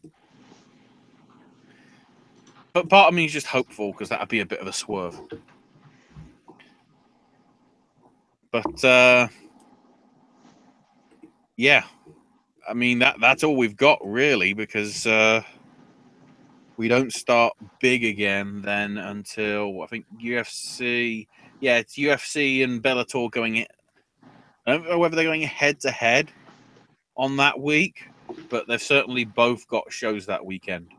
UFC on the 14th, which is Sunday, is it? Off the top of my head. Let me just have a quick look. Bellator is the week after, January 20th. So that's when UFC and Bellator sort of go head to head. So yes, that's happening. But there you go. That's your that's the MMA talk done, because there hasn't been a huge load of gossip because it's Christmas. There you go. Apparently they do actually like to have weeks off. Amazingly. Who knew? Well, then the best thing we can do tonight is, since we're going to Ring of Honor now, I think we're just going to finish with Wrestle Kingdom. We're going to finish with New Japan tonight. That's how we're going to end the show. Yeah, makes sense. Well, we've got some news and we've got some indies to cover as well, of course. Yeah, but we're going to end with New Japan tonight. Yeah, that makes sense. Continue. So I was going to say, with Ring of Honor, well, I might stick in Defiant after Ring of Honor. have to remember that actually exists again after it died for so long. So apparently, Ring of Honor, it was okay for a Christmas show, in all honesty, because it was going to be a 10-man tag match, and the partners would be revealed by opening gifts. But then, so basically, it's Dalton and Cody. You have to forget that obviously one's champion and one isn't now. Cody wasn't happy with his, and Dalton was. So this, from what I can tell, this is basically their version of Doy Darts, except obviously this has been planned. Whereas with the darts, it literally is random because we don't know what the kids are doing. So we start off with the Dogs taking on Flip Gordon and Simon Grimm. Rhett Titus coming out as Big Dog Claws, with Will Ferreira as Rudolph, the Red-Nosed Rain Dog, or something. The Dogs win. There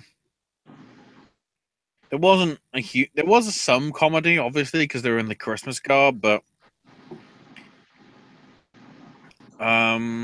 Grimm got hit with the Who Let the Dogs Out double team that they've got, and Titus and Ferreira win. So there was two more presents, picked at least by Cody, and for whatever second one that Cody picked up out of the two that he selected for this bit, he went, "Does he even work here?"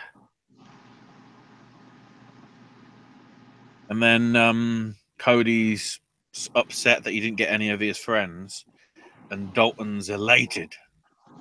So then they recap Deonna Purrazzo and Kelly Klein's feud, and Karen Q getting involved in everything.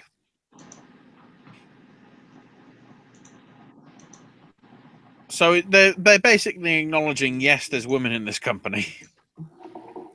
And yes, apparently somebody's going to be a champion sooner rather than later. That's always complicated. So the main event. So it's Team Cody. So it's Cody, Scorpio Sky, Josh Woods, Chris Sabin, and Punishment Martinez versus Team Dalton, which is Dalton Castle, Silas Young, Hanson, Jonathan Gresham, and Marty Scurll. So yeah, that's a bit awkward for Cody.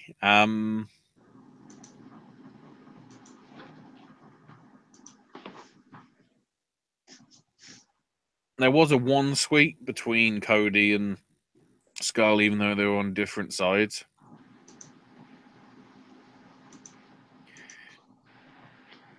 And in the end, Dalton hit Scorpio Sky with a bangerang and got him the win. Had a lot of action in it, but because it was just like random team versus random team, you could tell it was sort of, not bad, but also sort of not very solid. Next week's episode is a best of episode. They're all having weeks off. Are you listening, Vince? Oh, fuck! Which is great for this because that means if which we probably will miss Wednesday, it's not going to be that big of a deal because almost all the shows are year review. Yeah, and the Impact will have its second part. NXT will be year in review. Ring of Honor will be sort of a best of.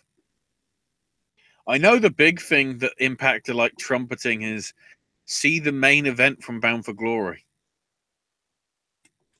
Which we reviewed that, remember, guys? Yep. And we weren't very impressed by it.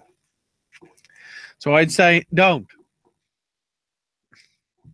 Is there anything else you could do on a Thursday night for 2 hours? Jumanji's 119 minutes. Free Billboards is 115. Greatest Showman's 105, even though I've heard mixed reviews for that. Star Wars is too long.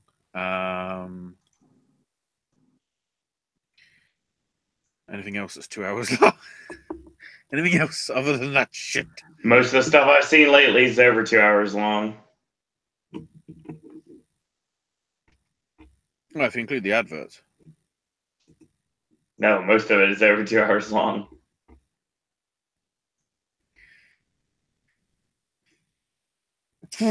Right. You want to go into Defiant now?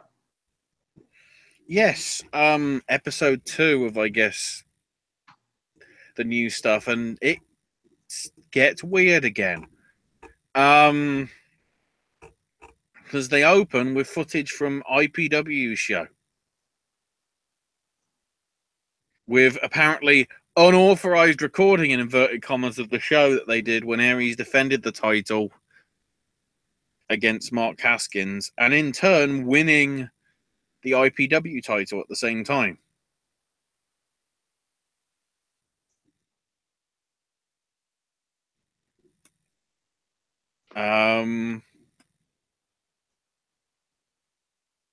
Which I find it interesting, because something that we didn't cover with the CZW Cage of Death stuff, afterwards GCW attacked them. Afterwards, beat the hell out of anybody that was in the company, and then openly said to people, by the way, this is a shoot. This isn't a storyline. Way to make it fucking obvious that this is a storyline, you dumb cunts. Exactly. Apparently, because of this, they're both throwing copyright accusations at each other on YouTube. So if somebody's put GCW talent from the CCW stuff, they're copyright striking it. Do they realize that by doing this, because of the copyright system that YouTube has and because how it's shit, they won't have YouTube channels anymore? That's a bit awkward, isn't it?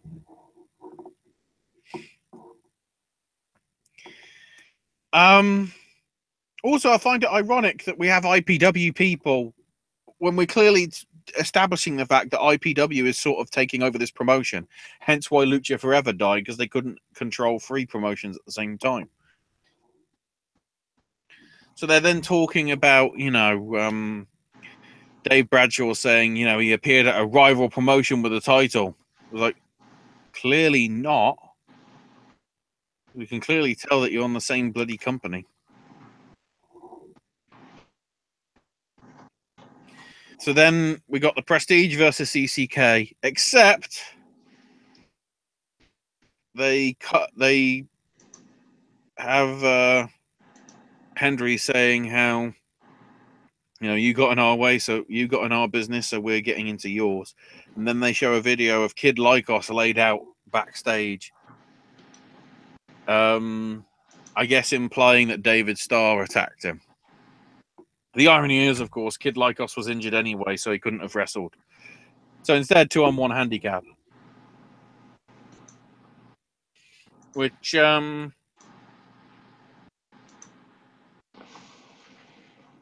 wasn't bad. David Starr coming out on commentary and whatever, so who knows. They won with a Dominator, double stomp combination, Prestige, so they get the win, but decent match. And then afterwards, Travis Banks made the save, because we have to do that. And the great thing is, they're calling the group CCK, despite the fact, at least in terms of Defiant, CCK is completely new and nobody knows about it. They're literally bringing in the stable that they are outside of here because somehow it'll connect. I don't know. Now we got Drake backstage saying, I'm going to get rid Defiant of gimmicks. So I'm getting rid of the Karate Kid, Mike Bailey. America already did that with their visa shit. Thanks. Yeah.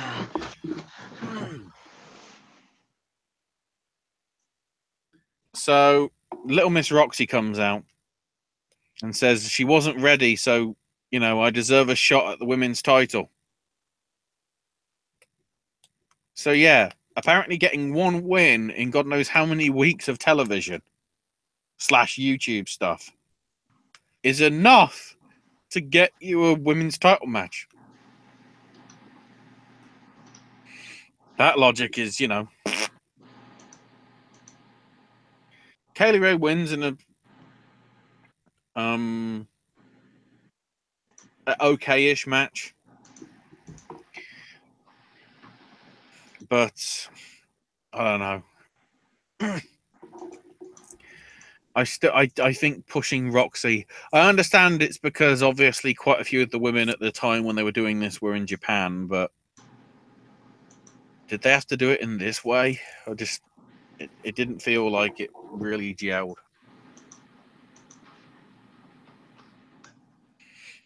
So then they're noting that Kirby's redone his concussion, so he's out indefinitely. That's good. Whether that's storyline or not, it's like, okay.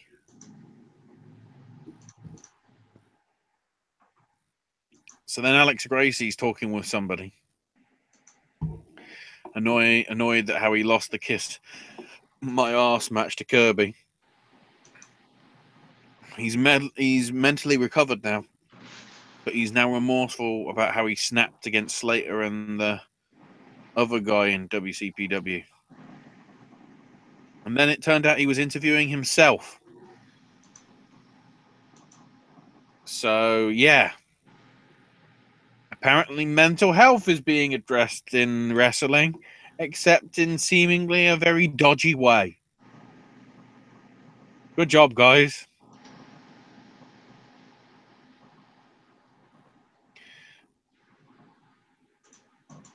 So, Gabriel Kidd is still looking for Prince Amin because he's disappeared or whatever. Jörn Simmons is taking on Alex Dunn because, squash matches. I guess. Yeah, because Jörn won with his gut wrench powerbomb. That happened. Stu Bennett's on the phone backstage, and in comes Zach Gibson and gets in a fight with him and wants him to make him a cup of tea. Which, of course, is the history of Bennett eliminating him from the Rumble thing that they did a few months back when it was still WCPW. And Gibson wants a gig, so Bennett says, okay, you want to be here? You win next week, I'll give you a contract. And then we had the Hardcore Rules tag match for the tag titles. Primate and Jimmy Havoc defending against BT Gunn, Joe Coffey.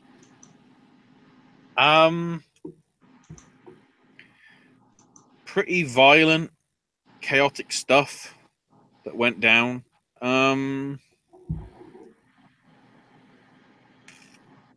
They won with a Primate spear and a Rainmaker. Yeah, because Jimmy Havoc is Kazuchika Okada. Not too bad a match. They all celebrated together, as if to show, we put on a good match. And then they all got attacked by Mark Haskins and Chris Ridgway from IPW. So the IPW attack happens again, and it still doesn't make sense. So then they confirmed for next week. The Hunter brothers return, taking on the South Coast Connection. Drake versus Speedball Mike Bailey, and Zach Gibson apparently facing Gabriel Kidd for the right to be part of the Defiant roster. Not too bad a show, but at the same time, it probably helps that it's the hour-long length that it is. But still, there's some weird stuff going on with this. I think there's a show this weekend. I think it's the usual time that it used to be, which was 8 p.m. Fridays on YouTube. And they actually do just leave it up after they've broadcast it as well. It doesn't.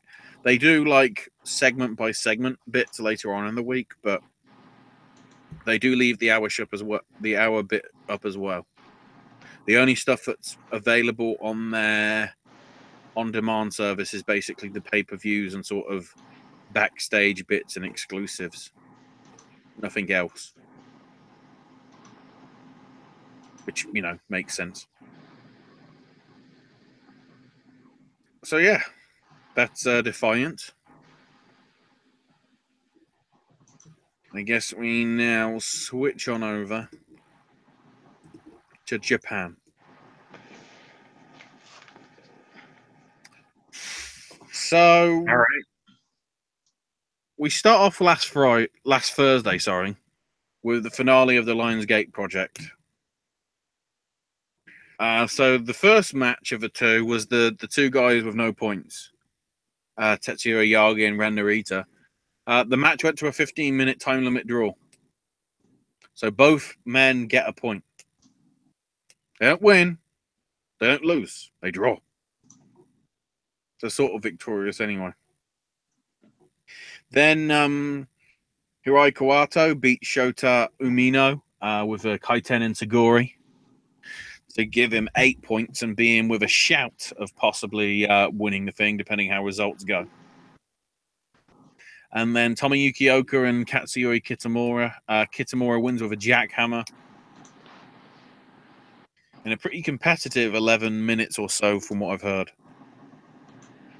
And Kitamura wins with a perfect 5-0 record and wins the Young Lions Cup because he looks like he's on roids. Not really, but it's just he's that muscly and tony. It's like, holy shit. So now we get to New Japan.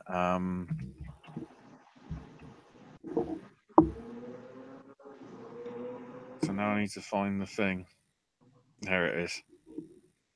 The actual write-up. So they're doing a they're calling it Fan Fest, though, because I guess they don't know how to say Fan Fest in Japan. I don't know. 3 matches, which are Lionsgate special ones. So it's basically the newbies teaming up with experienced people. So Yagi and Liger face Narita and Tiger Mask. Oka and Tenzan face Kitamura and Kojima. And then Kawato and Nagata take on Umino and Nakanishi. However, there's also other stuff happening as part of the stuff. So they got the traditional breaking of the New Year Moki with Kushida, Makabe, and Yurina Matsui from SKE 48, because there's another AKB 48 ripoff. Then we got the video game announcement, followed by part 1 of the open press conference, which, considering how press conferences have gone previously, especially, you know, Alpha Omega, that could be interesting. Oh, yeah. There'll then be a special talk show with the official ambassador for Wrestle Kingdom 12, Yurina Matsui from SKE 48. Then at 4 their time will be part 2 of the press conference, and then at 5 will be the 3 live matches. So basically 24 hours before Wrestle Kingdom will be the 3 matches. All this, I believe, will be streamed on New Japan World. Yes, that includes whatever the video game announcement thing is. Partly I'm thinking it might be something like Tekken or whatever, or Soul Calibur, and it's a letdown. But there have been rumors that there is some sort of video game in the works from them as well.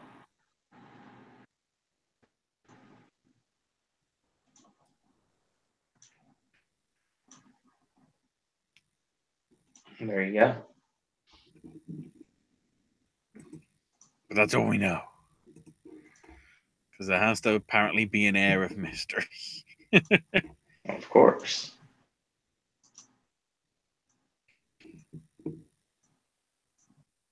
And then Wrestle Kingdom itself. The show will start before 3 a.m. Eastern time with the New Japan Rumble. Normally it's about half an hour before, 20 minutes before. I would say half an hour, considering obviously it's a Rumble, and I think there's normally in the region of like 15 people, 20 people in it. If you remember last year, this was where Scott Norton just randomly showed up. Yep. Because of reasons. So the main card itself, we do know the order. They're opening with a junior tag title match with Roppongi 3K defending against the Young Bucks. Then we've got the gauntlet match for the 6-man belts with Fale, Tonga, and Fale and the Gorillas of Fuck defending against Taguchi Japan of Makabe, Taguchi, and Juice Robinson. Chaos of Ishii, Toriyano, and Beretta. Team War Machine and some guy that might not be liked by many people in Michael Elgin. And Suzuki Gun of Zack Sabre Jr., Takashi Iizuka, and Taichi. Yes, Takashi Iizuka's on this fucking show again. Dear God. Hang on. Does that... I've just noticed. That means Desperado isn't on this fucking show. Mm-hmm. What the fuck? Get rid of Iizuka. He's a fucking shit. Ugh. Following... Go ahead. Sorry. It's all right. I think we should do something we haven't done in a while. Let's do a little bit of armchair booking for the show once we're done with the going recap. through the card. Yeah. So match 3 will be Kota versus Kota Ibushi. Following that, the IWGP Tag Title on the line with the Killer Elite Squad of Lance Archer and David Boy Smith Jr. defending against the World Tag League winners, Evil and Sanada, because LIGA for life. Then we got the Never Open Weight title match. Minoru Suzuki defending against Hiroki Goto. Whoever wins gets the belt. Whoever loses is going to get shaved bald. Which for Suzuki ain't really that different. It just means they get rid of whatever that ponytail thing is on the back of his head. So I don't know. Then we got the 4-way for the junior heavyweight title with Skrull defending against Ospreay, Kushida, and Hiromu Takahashi. And then your triple threat, I guess, of your main events. Tanahashi defending the Intercontinental title against Jay White. Alpha versus Omega in an ODQ match for the US heavyweight title. And then the main event, the IWGP heavyweight title, Okada defends against Naito.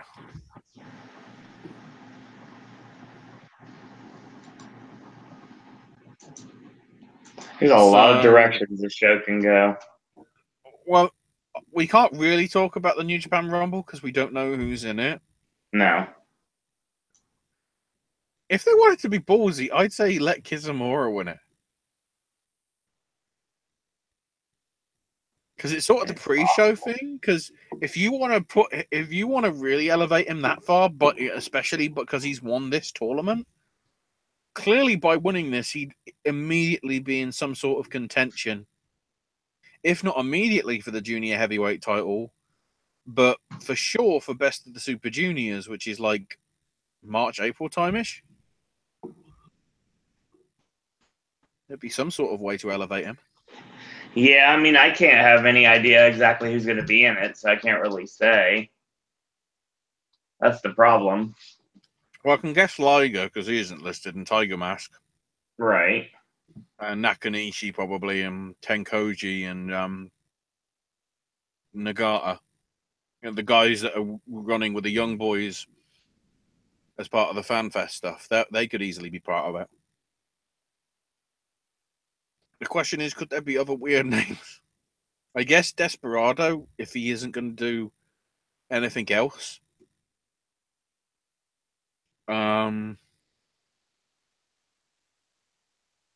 Actually, come to think of it, there's no Yujiro either. Yep.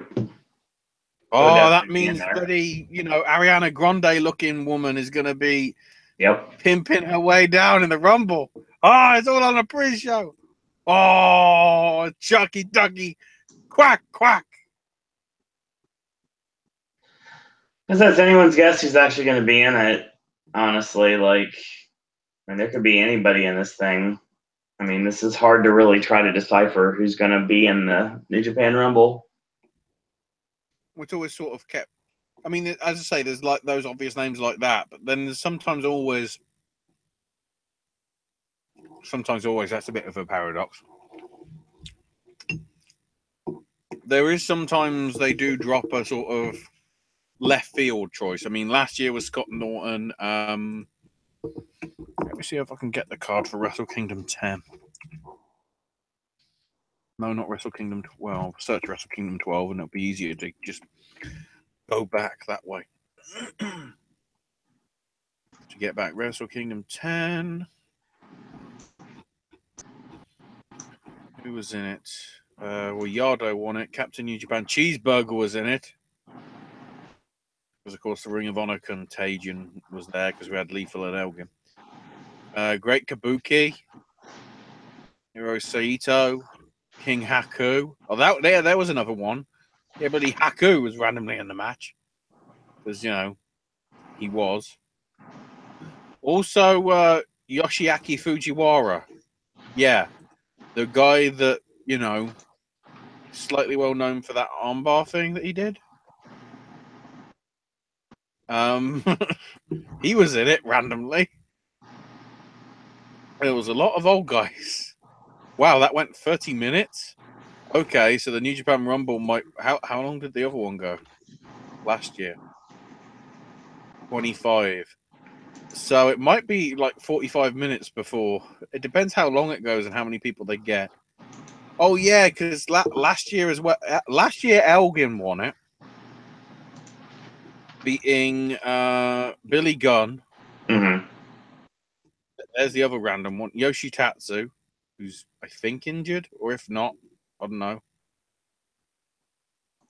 Cheeseburger was in it as well. There's a possibility that, well, Cody's going over, but he's there anyway. There isn't a sort of any Ring of Honor major contingent, so... Matt Taven. Ooh. Part of me is wondering whether... I mean, it honestly depends on what's happening in Mexico. Right. Whether somebody from CMLL will be part of it, considering they could build hype to Fantastica Mania towards the end of January. It's true. I mean, Chase Owens will probably be in it. Fujiwara was randomly in the Rumble at Wrestle Kingdom 9. Great Kabuki. Yohei Komatsu. Sho Tanaka, Jushin Thunder Liger, Taka Michinoku. That's, I guess, another name that we could put in there, isn't it? Because I don't think Taka's in the card. Because they're doing Tai Chi and, fucking Izuka! And you tell I'm angry. Indeed. About that fuck. Actually, looking at it, there wasn't a... Wrestle Kingdom 8 didn't have a Rumble. And it was a... There were random 6-man tag matches at Wrestle Kingdom 7. So I guess the Rumble's only been in the last few years, so I haven't got that much history to go back on. As I thought. Next. Well, the opener for the junior tag belts for Roppongi 3K and the Young Bucks. I think it's a pretty... to me, I think it's pretty obvious.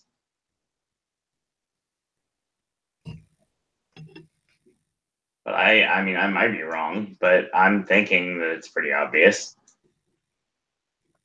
What, Roppongi 3K retain, and this is where the Young Bucks transition into the main title picture? Bingo. I've been saying this for a while now, and I think this is exactly where we're going towards. I mean, it makes sense. They are still a draw in Japan as well.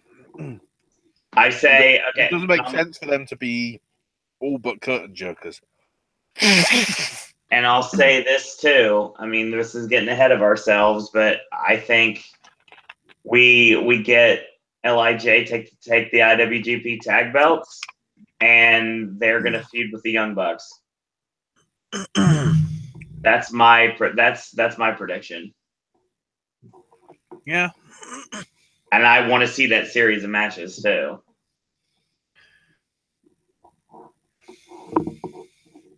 The 6-man, the never open weight 6-man could go. God, it could go anyway because they just don't care about those belts. Well, let's be honest. They don't care about many belts. No, it's true. The only title that hasn't changed hands in the past 500 days is the main event match. We'll get to that. Don't worry. Technically Omega, but that title's only been around for sort of like 6 months. I mean, I have a feeling the way things are going, one of two things are going to happen. Either A, they're going to put War Machine and Michael Elgin over, or Elgin's eating the pin. Well, considering... I know it's eliminated. I know it's a gauntlet match, but still. Considering WWE's calling, I don't think Elgin and War Machine are going over. I don't think Suzuki-gun are winning. I mean... Taguchi Japan is a good idea. Honestly, that's a fresh thing. Honestly, keep in mind as well, it honestly depends on the order of the way they come in. Right. As well. Because obviously if Bullet Club are first out in the draw, facing somebody and then they lose, it's like, well, we have to immediately throw them out. But that happened already last year, Wrestle Kingdom. That's not going to happen this year. I'm honestly thinking it's between Chaos and Taguchi Japan. I think don't it's Taguchi think Japan. It's going to stay on Bullet Club. I think it's Taguchi Japan because I honestly think this is where Juice Robinson finally gets a belt. And it's about time, too. I would have given him a singles belt, but I mean, even if he has a tag belt, it's still going to be worth it.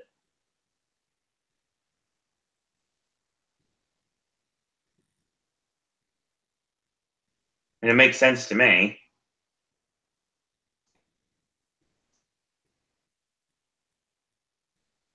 Cody and Kota Ibushi, I mean, I honestly think Cody dropped the Ring of Honor World title to Dalton Castle because of this match. I think that Cody loses to Ibushi, and I think Ibushi is set up for the next challenger. There's two directions you can go with this.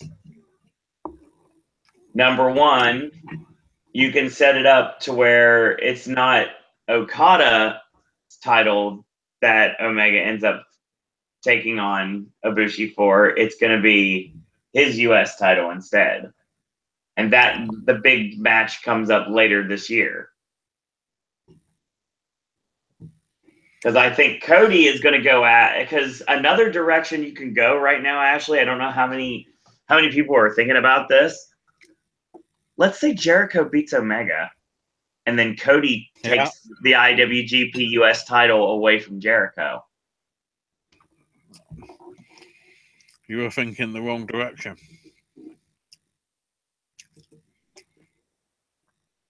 I'm thinking you were right one half and you got wrong the other half.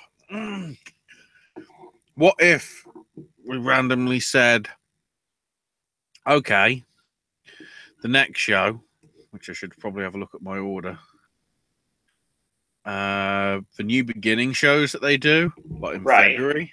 Of course. Chris Jericho defends the US title against Kota Ibushi. So a combination of what I said, basically. And then You could have, in theory, you could have Jericho retain if he did want to keep the belt. Right. But part of me is also wondering whether Omega retains and they save Omega versus Ibushi for Long Beach at the end of March. Yeah, but they also could pull a fast one and make it so. I mean, this is I could see Ghetto's booking. I think that there's a possibility. I'm going to say something to the contrary in a minute, but I will say right now, let's say Okada is the Iron Man and he keeps the belt all the way to Long Beach. That's where Omega wins the title. I don't know. Because honestly, I think as big of a high profile match as it is, it would make sense in one aspect to have Omega Ibushi in Japan. And I think it also makes sense to have Omega and Okada in the States. You do not, considering how they've wanted to do the match for ages, Omega Ibushi makes more sense. And also, can we not shit on Tetsuya Naito anymore? I'll get to this. After everything that he's been through, I honestly think if we're going as far forward as Long Beach, let him have a run with the belt. Hold on. We'll get to that. Don't worry. I just looked at the stats. Okada's had the belt 555 days. By the time we get to Wrestle Kingdom, it'll obviously be, 563? Let me get to that. I'm looking at what they could possibly do, but we'll get to that in a minute. Well, I don't want to talk about that right now. We'll get to that. Still, this would have been more interesting. I was going to say, had the title been on, could you do Ibushi versus Dalton Castle? You can. At the anniversary show? I mean, it's a possibility. Possibly as part of the Long Beach show? It is possible.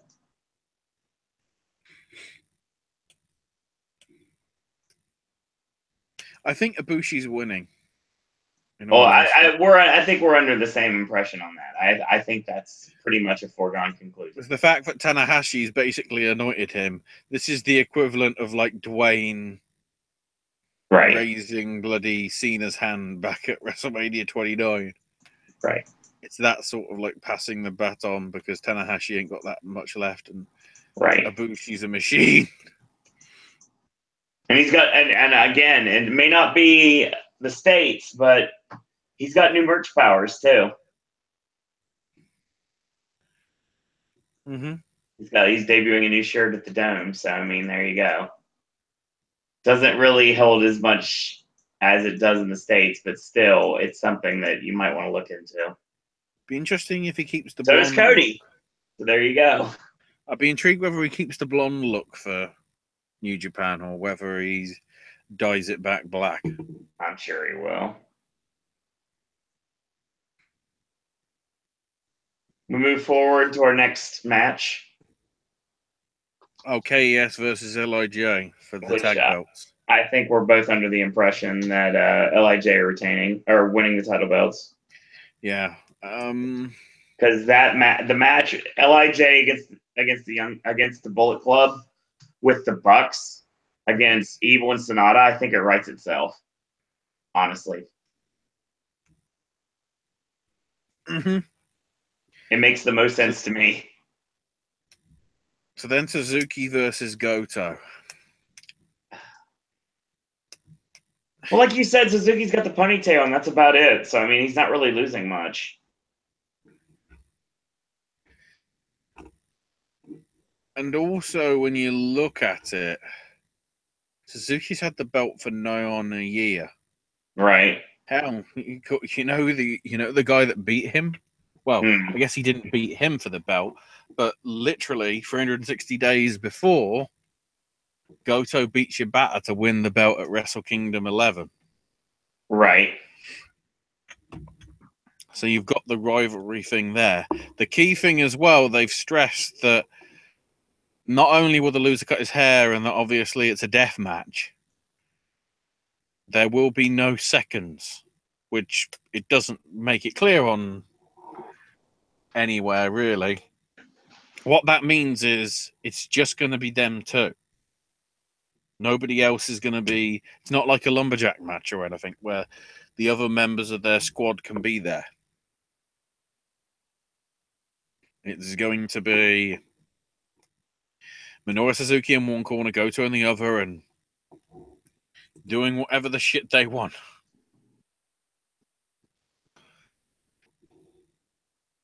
Arguably.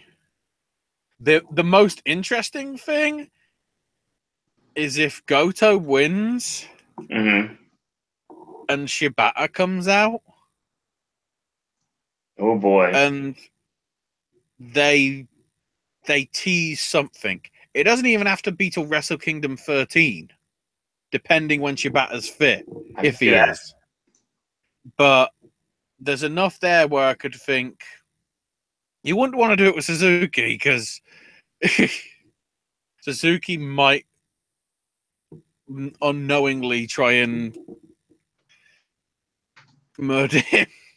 I shouldn't say murder him because that nearly happened, but that sort of deal. Right. So then we get to the four-way for the junior heavyweight belt. Skull, Takahashi, Kushida, and Ospreay. It's a crapshoot, really. I mean, Marty retaining makes sense, but keep in mind as well, and again, I didn't realize this, all four of these men have held this belt right over the last 365 days. Technically beyond that, because Kushida got it off Bushi at Power Struggle 2016. But if you look at it, Takahashi beat Kushida at Wrestle Kingdom 11. Kushida beat Takahashi at Dominion. Ospreay beat Kushida at King of Pro Wrestling. And then a month later, Skull beat Ospreay. Not to say that we're copying the cycle, but I just feel they might give it back to Takahashi. It wouldn't be a shock. I might be swayed by Daryl here. I don't know. But I think there's a lot of different things you could do. You could have Marty retain, admittedly. You could. It's possible. You could have, it's like that I don't, it's not like I'm trying to say Kushida shouldn't win it, but keep in mind, Takahashi's held that belt once. Ospreay's held that belt once. Skull's had that belt once, because he's the current champ. Kushida's had it 5 times. Right. So it sort of feels like Kushida should be either in the Intercontinental title picture or the US title picture. Perhaps he's not on the level... I was going to say he's not on the level of, like, the world title, but you have to keep in mind, despite how he looks, he's 34. Right. It's a 34-year-old Kushida going up against a 28-year-old Takahashi, a 24-year-old Ospreay, and a 29-year-old Skull. So he's older than them. He's the oldest by 5 years. So it's like, is he actually junior anymore? I guess the same with the Bucks. Are they junior tag champs? Really? Yeah, that's an issue. Doing everything. That's why Ibushi got out of it. That's why Omega got out of it.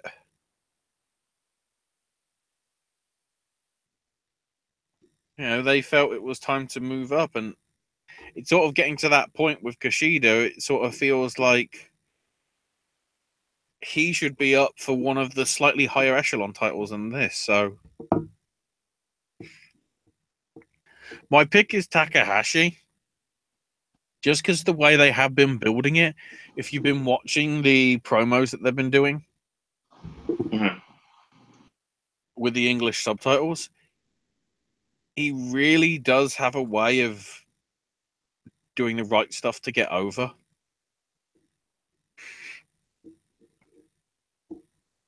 Just the way that the will of words that he's had and everything. Right. And especially for that gift that I sent to Owen, weeks back, with him being randomly stuck in that bloody chair thing. Yeah. The bench. Randomly stuck in the bench, cutting a promo at the same time. Like the guys were there with a mic, as he's like, I can't get out. And then, of course, because Daryl now has a Daryl Jr. That's the most important thing.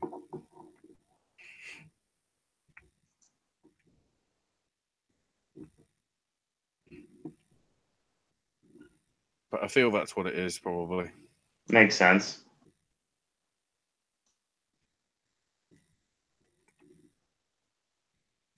See what happens. Then we have Tanahashi versus Jay White for the Intercontinental title. This might be swayed by the fact that Tanahashi's injured. Yeah. Also, that's a pretty big. It'd be a big return for the Switchblade, as he apparently wants to call himself now, Jay White. That the Gaijin comes back, and I was gonna say sort of. I don't want to say he could be a member of the Bullet Club. I mean, he could be. The way he debuted was, I mean, admittedly, we thought it was Sami Callihan at first because of the Switchblade connection. But Jay White was very good there, and was very well received by the Japanese fans as a gaijin. And I think he realizes that in his mind, I think he could be the next Kenny. In terms of, I mean, okay, he's New Zealand and whatever, but still, at least in terms of Japan, he's gaijin. I see where you're coming from, and for sure. This is the sort of continuation of the evolution of New Japan, not just trying to put over Japanese stars because they're realizing it's a global brand. The success that they have on their UK tours, or when the talents come over for shows with Rev Pro and whatever. Right. The success that they have with them being part of Ring of Honor shows. Keep in mind this year Kushida has been TV champion in Ring of Honor as well. True. And then, of course, you've got like the ongoing push to sort of get the Westerners sort of in the. Well, I mean, if you look at it, I was going to say every single match, but the majority of these matches all have international talent involved and probably in some sort of chance to get the win. The Young Bucks with Roppongi 3K. Beretta, Elgin, War Machine, and Juice Robinson in the six-man stuff. If it was for the Ring of Honor title, Cody obviously defending against Ibushi. Obviously, that's off the table now. Killer Elite Squad defending against LIJ. Skrull and Ospreay in the juniors. Jay White in this. Omega and Jericho in the... Jericho is obviously special case for the US title, but there's been more and more cases where it's been non-Japanese versus Japanese over the course of 2017. Right. Which for an international audience to connect, and then, especially with the Alpha Omega event that seemingly the world is watching because we're stealing lines from WWE. Yeah, but it actually feels I important. feel, yes, but I feel that Jay White, because he never really got a chance to shine in Ring of Honor. No, not at all. I mean, he could still do Ring of Honor as well, unless he is going to, well, I guess because Omega can do it and everything. There's still the possibility that he could do stuff there. But I think if you want to cause a big surprise, it won't overshadow the double main event. But if you have the guy winning his first title against, the boy, the golden boy, Tanahashi, it'd be pretty big. Yep, definitely. Pretty damn big. Yeah, he's never won a title anywhere. So it'd be his first belt. I could honestly see Jay White winning this. Especially because they put a lot into the Switchblade gimmick anyway and building it up so much. So now it makes perfect sense this would be his coming out party. Plus, the big thing about that, of course, would be he didn't even start wrestling for, 5 years ago. Like Same. 4 years and 11 months. And he could go from his debut match in VPW. I don't know what promotion that is, because it doesn't specify the name of what it is. Oh, Varsity Pro Wrestling. There we go. Which I'm guessing is built in the UK, considering he was trained by the UK kid. Yeah. Yeah. So if he went from wrestling in the UK in February 2013 to being like the secondary champion in New Japan years later, that's a pretty, big move and step. Yeah.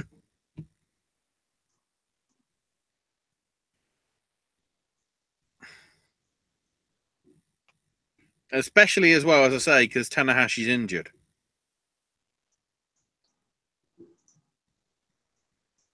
Then again, if there's not a passing of the torch to give Jay White the title, Tana could retain and move on to his next challenger, and that could be who takes the title from him. Mm-hmm. I mean, there's a lot of different directions you can go, honestly. Mm-hmm. We'll see.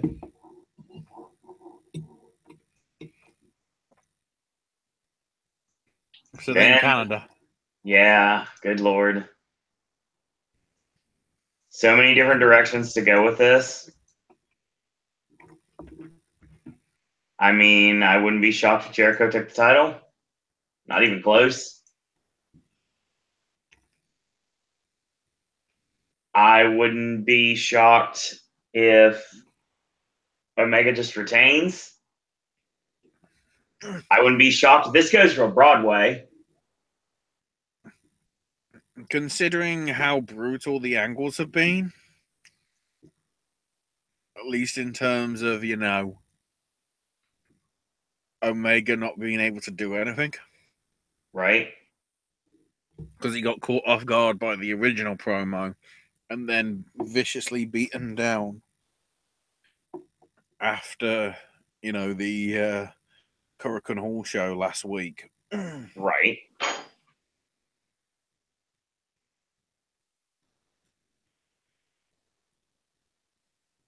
I think Omega will get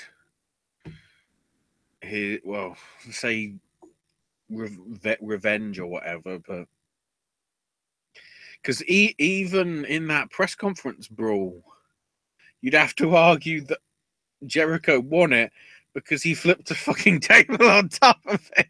Oh, yeah.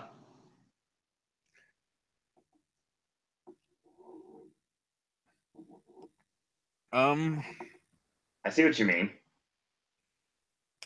I mean, technically, what I'm waiting for is whatever drops in the next few hours.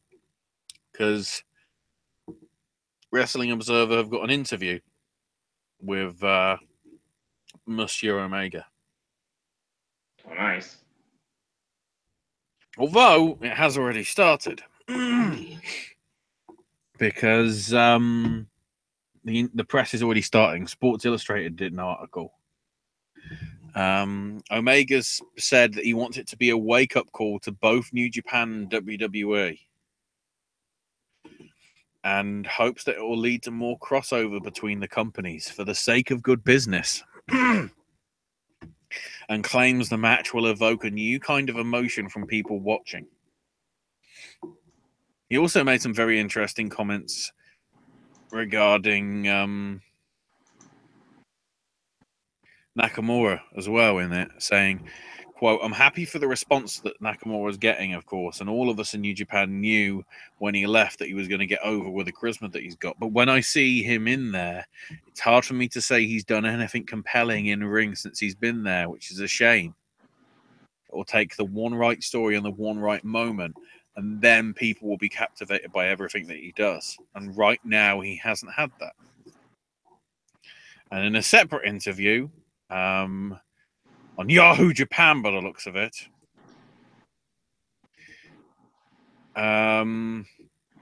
he said, quote, "Naito beat me in the G1 and I couldn't beat Okada for the IWGP title. So it's only fair that their match should go on last. But the world will be watching me and Chris." Again, they're not incorrect.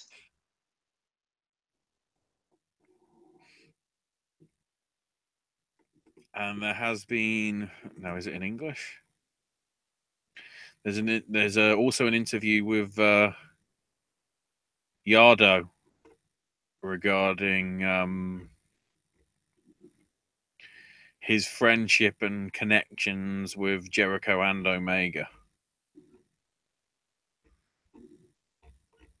So they're obviously building it up that way as well.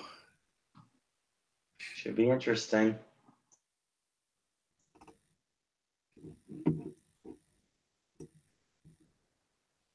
Could go either way. I think I'm convinced. And I see a reason to do both finishes. Yeah. Omega could drop the title, like referee could stop it because he's lost so much blood and he can't continue. They could do something like that. If they want to go that angle. They can. No, they can.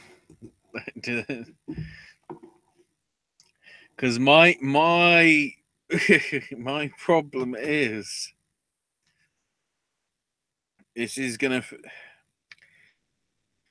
Well, let's tie this into the main event because I honestly think Naito is winning.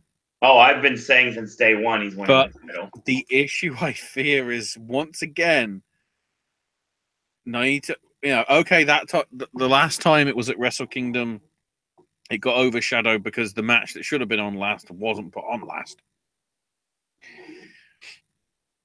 But I feel this time, because of how good a match Omega and Jericho could be putting on, you know, because I know they're saying it's not about stars, but if they put on a damn good match that has people enthralled, it'll get stars anyway. So whatever. We might be having, you know, the WrestleMania 18 effect and all these other shows when the second to last match or one of the matches earlier on in the card completely overshadows. Hell, you know, we could have a surprise and the four-way for the junior heavy. I wouldn't be surprised if the four-way for the junior heavyweight gets so good it might even overshadow Omega at Jericho. Anything's possible. To some extent.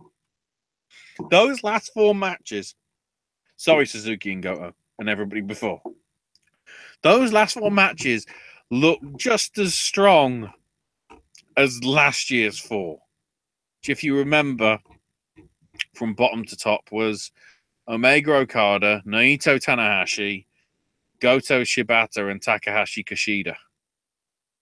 Yeah, and those were fun matches to watch, too. Yeah.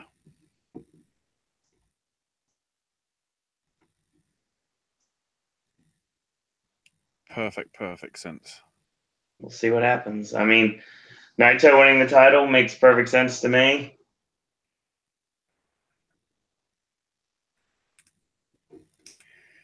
And then, like you said, then we could move to Naito and Kota Ibushi. Ibushi takes the IWGP title, and that's how Omega wins the belt finally.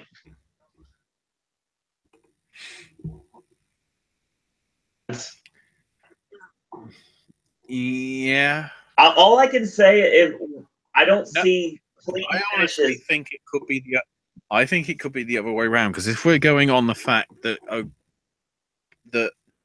the man Kenny has 1 year signed for an additional year. Yep.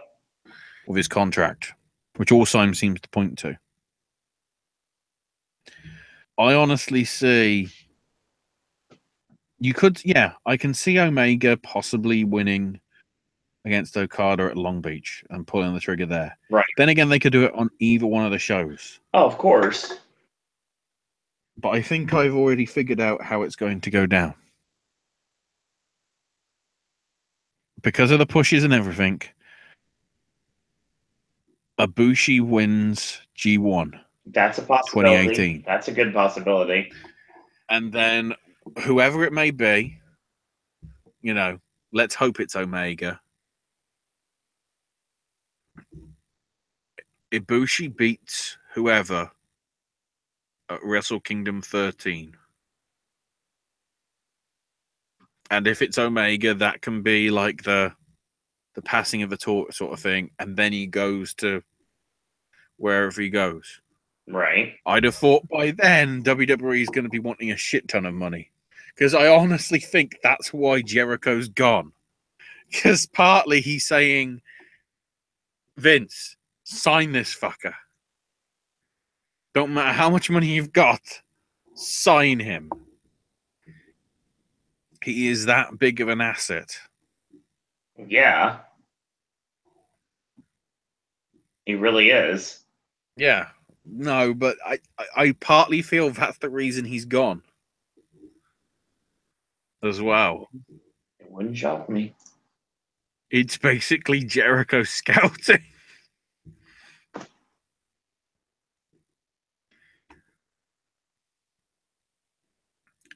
So, yeah. That should be interesting. Very much and then, so. And then, of course, the big interesting thing after, we obviously won't even be able to talk about it until it's already happened. Straight after Wrestle Kingdom 12 is the New Year Dash. Yep. And, of course, the big deal with the New Year Dash is we don't know what's going to happen. No, we do not.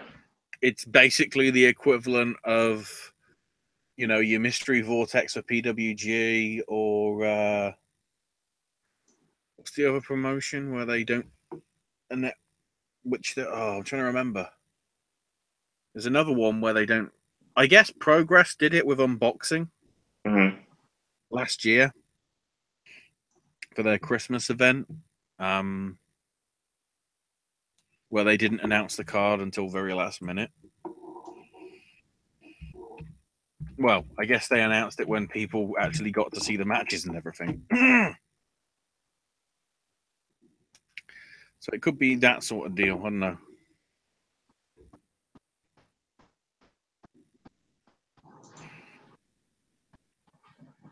Oh, speaking of, I didn't even realize that was happening.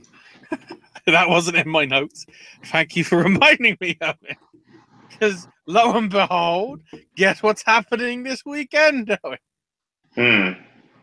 Unboxing 2, Unbox Harder from Progress Wrestling, Chapter 60 at the Electric Ballroom. The idea, of course, being we don't know who's on the card. I only know that because they put up the first unboxing from last year up for free for anybody to watch. You don't even need a subscription at the minute. pretty good card, especially when you take into account that, like, you know, Nix and Newell's on it, and Strong Styles on it, and everything. Osprey's on it, and that had the resurgence of the Swords of Essex, which of course now don't exist.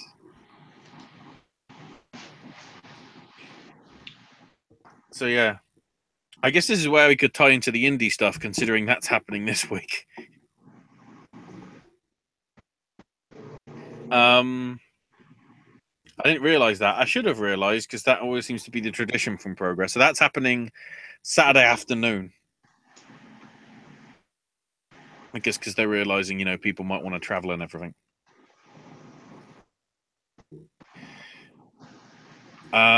Also, because I'll run through the results afterwards.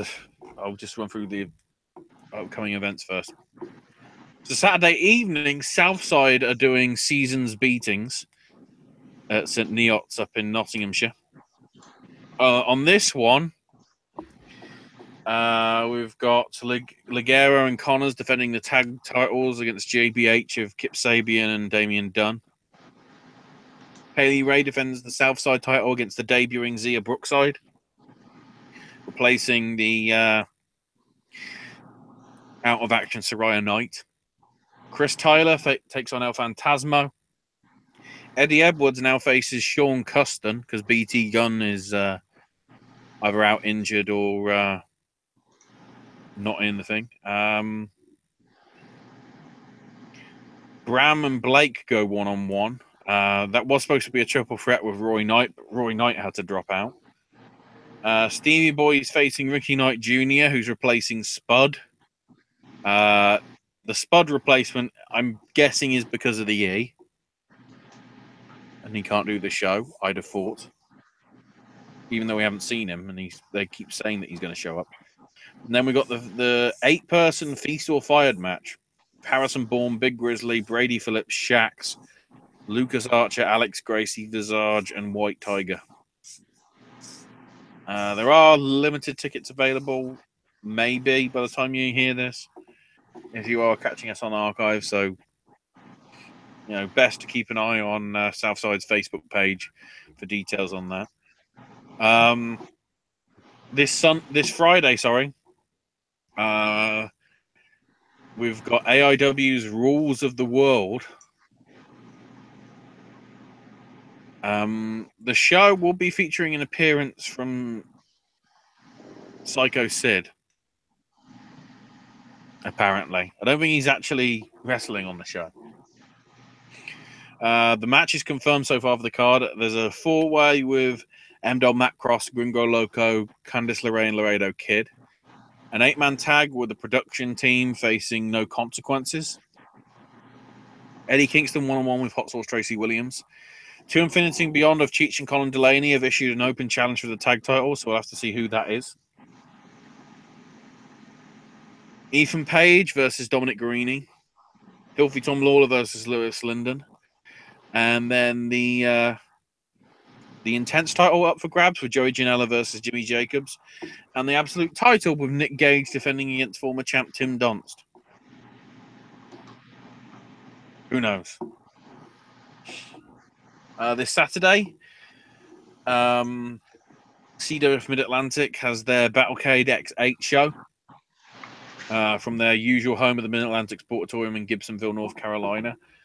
There's a scramble match for the golden ticket with 2 men starting, new entrants at timed intervals, and the last man standing getting a match with any opponent or opponents and any rules that they choose. The only 3 names that we know of so far for this one are John Schuyler, Snooty Fox, and Joshua Cutchell.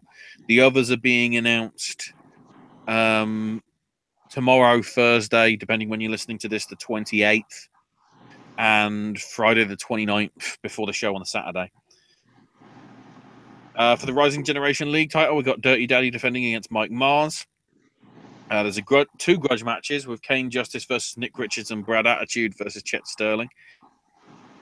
Jesse Adler defends the Worldwide TV title against Eric Royal. Logan Easton LaRue puts the Ultra J title up for grabs against Andrew Everett. Because, Andrew Everett's back. Zayn and Dave Dawson defend the tag belts against Aaron Biggs and Mecca Mercenary in a last men standing match. Because the bout can only end when both men can't answer the 10 count. So if one can't, too bad. It's not over. Rick Converse puts his career up on the line against the champ C.W. Anderson for the PWI heavyweight title in an I Quit match. So somebody's losing the belt or somebody's losing their career. And then in what I could see as some sort of shenanigans, considering how long Trevor Lee's had the belt and trying to put somebody over, he's defending the Mid-Atlantic heavyweight title against Roy Wilkins in a first blood match. And normally when first blood matches happen, shenanigans happen, and somehow people get screwed over. Then again, it probably is time for Trevor Lee to drop the belt to somebody because he's had the belt for so long. Like 500 plus days. It's like Okada. We get it. He's good. Give somebody else a chance.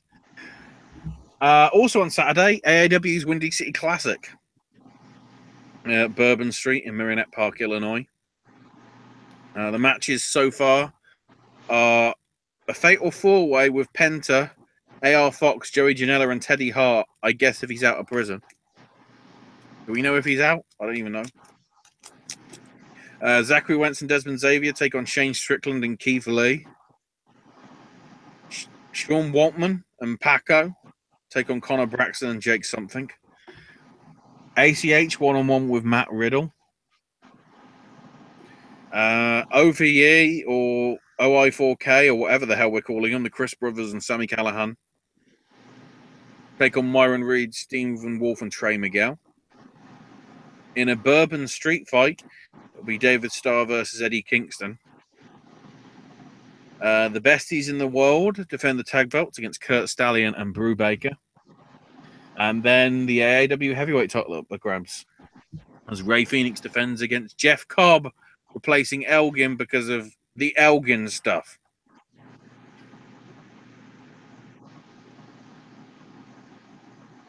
The irony is, I'm pretty sure we saw Phoenix versus Matanza already, haven't we? Which, by the way, something I heard as well regarding that, Jeff Cobb isn't going to be Matanza in the new season, apparently, of Lucha. They're going to replace him with somebody. So that'll be nice. And finally, I guess if you haven't got anything to do for New Year's, watch Beyond Wrestling. So at 6 p.m., there's a Powerbomb TV pre-game, which is going to be for free on their Facebook page, possibly YouTube, I'm not sure. The match is confirmed for this so far. Kyle the Beast versus Damian Smith. Brian Malonas versus Mikey Webb. Orange Cassidy taking on Super Cop Dick Justice. Filthy Tom Lawler and Chuck O'Neill face American Strong of Roy Gulak and Jay Freddy. Jonathan Gresham with Stokely Hathaway takes on Hot Sauce Tracy Williams. I guess that might be for the independent wrestling title, possibly. And also then the Santiago Street Fight with Zenshi versus Brandon Watts. And then after that, from 8 o'clock until apparently 1 in the morning on New Year's Day, so it might actually go into the new year. Beyond Wrestling's Heavy Lies the Crown from the White Eagle on 116 Green Street in Worcester, Massachusetts. I think there's a few tickets still available. I'm not sure. So it's going to have the Amityville Project of Dan Barry, Mike Vernon, Rex Lawless, and Ryan Gallione, taking on Joey Ryan, Johnny Cockstrong, and Massage MV of VSK and Dorian Graves. Jordan Grace, one-on-one with John Silver. Keith Lee faces Josh Briggs. For the first time ever, it'll be AR Fox versus Ricky Shane Page. Also, for the first time ever, Matt Riddle versus Jimmy Jacobs. The guy that got fired by the WWE and the guy that can't get signed by the WWE. The taunt for tomorrow finals will be crowning a new champ for that, as Ace Romero takes on Wheeler Yuta. Then we got a TLC match with EYFBO versus the Doom Patrol. And then the main event, Fans Bring the Weapons. It'll be David Starr versus Joey Janela with Penelope Ford. So yeah, as it stands, David Starr is going to be in a Bourbon Street fight, and 24 hours later, he's going to be in a Fans Bring the Weapons match. Also keep in mind, Beyond's next show is happening at the Wrestle Factory as either a pre or a post show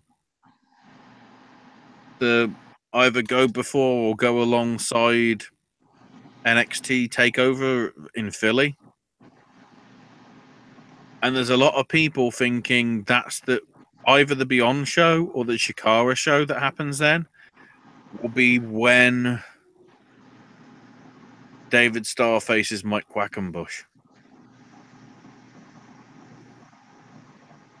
Which could be interesting. Also, apparently by listening to the Brian and Vinny Christmas show, that match that Quack had with Max Smashmaster was the last match that Max Smashmaster's ever going to have, because he's retired. That was a bit of a surprise. I didn't even realize that. Not in the loop as much as I should be. Oh, and whatever. I guess as well we should address that comment that somebody made last week as well, Owen, about Vince being a billionaire. Right, that makes sense. Because literally the following day, it was announced that Vince sold close to 3.5 million WWE shares to raise $100 million. The interesting twist regarding this is the XFL thing might be dead in the water now. Because there are now some reports suggesting he might be trying to buy the Carolina Panthers in conjunction with P. Diddy, or whatever we're calling him again now.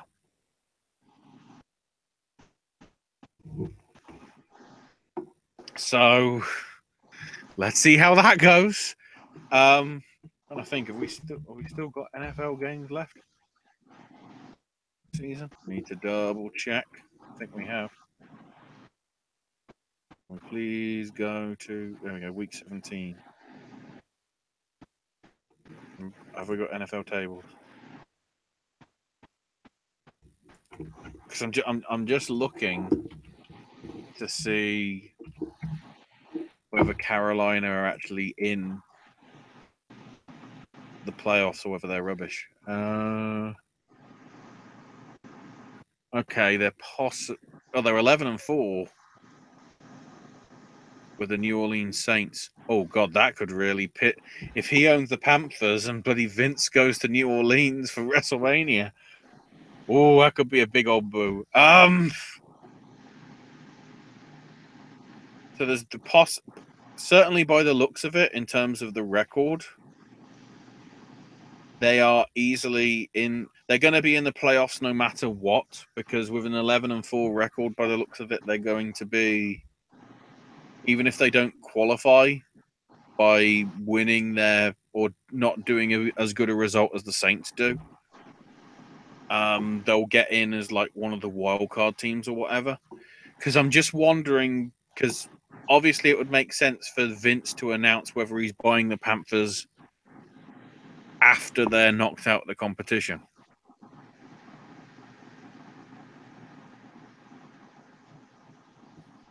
Which would be awkward, because then if they win the Super Bowl and then the owners don't, and then bloody Vince buys it with P. Diddy, and then they go to absolute shit next season after being champs. Ooh, that'd be an even more juicy, awkward story. Yeah, that's happened. I can't see any more details though regarding Paige yet, so I guess that's worth noting. There's no updates on that just yet,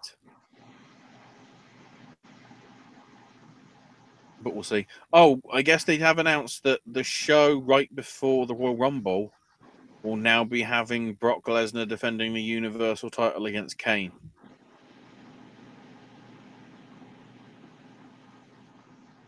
As a make-up for the fact that it can't be, the main event can't be the Shield versus Samoa Joe and the Bar. They've transitioned around that way. Also, interestingly, despite the fact it was Christmas night, the Raw ratings only dropped 3%, which is somewhat surprising.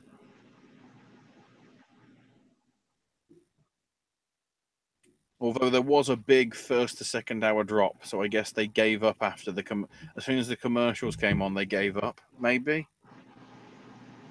So I don't know. And I think that's your lot. We went to right before midnight, pretty much. So that gives us about 7 or 8 minutes to run down the scheduling for the next few days. All right.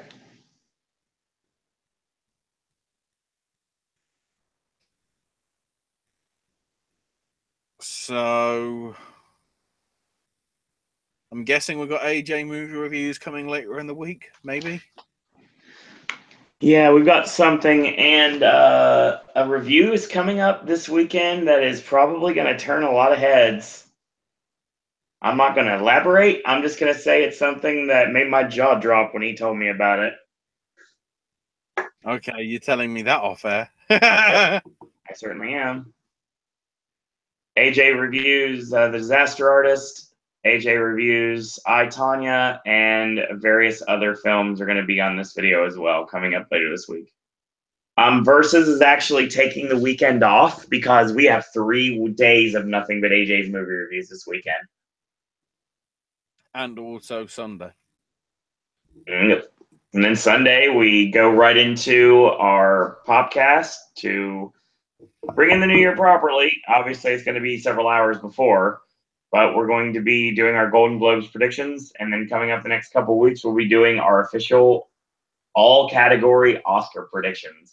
That podcast is coming up soon, as well as this. That I guess we're going to be doing the guilds and a podcast too. So stay tuned for that. A lot of awards coverage coming in the next couple months here on the network. Sip and Snack may return tomorrow, possibly and on location, because Melissa and I are going to Busch Gardens tomorrow. So Christmas Town, one of the last couple of days of Christmas Town, so that's going to be taken care of. And if that's the case, there is a specialty drink in the freestyle machines that is themed towards Cobra's Curse, which I'm finally going to get to ride tomorrow. And yeah, we'll be doing that. And if not, I'll get something out to you guys. Ashley's soon to be officially named Sip and Snack segment is going to be coming your way in the near future as well. Gaming with Ash will be returning in the near future. And Versus will come back next week. I won't be surprised if Gaming with Ash may come back Monday because, well, no, I'll let Jim Sterling talk about the shittiest stuff because, you know. Well, no, I guess I might do a retrospective on the year in which microtransactions took a bending, and we'll look through all the juicy stuff. Oh yeah, speaking of that, AJ's worst of 2017 videos coming up very soon. I believe it's this weekend, so look forward to that. I'm doing the worst before the best. Oh my word. We always do. But the worst gets more clicks. That's also true.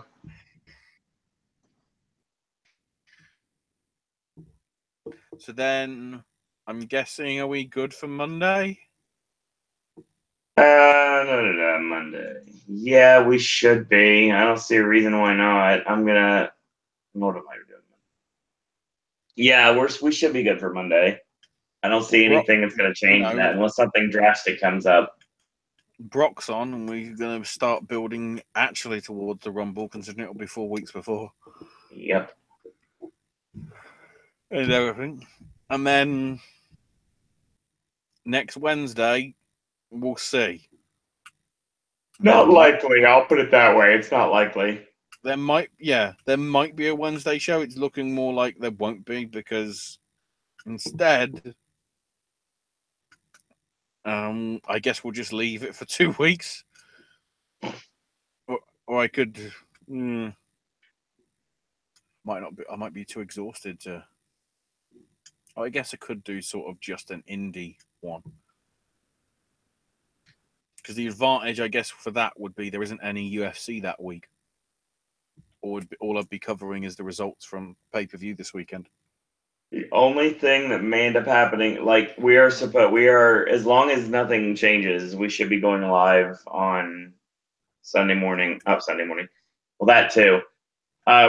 Should be going live on Thursday morning for Wrestle Kingdom. But if something happens and we're not able to, I can assure you before the day is over, there will be a podcast talking New Japan in depth. Yeah. If it's in the afternoon, if it's at the same time as Impact, fuck it. Yeah, we're talking New Japan for sure. Absolutely. Thank you, Jeremy. Merry Christmas to you as well. And when Triple S's NXT was good, so that means Aleister Black finally got pinned. Yeah, that streak is done. Siva Co.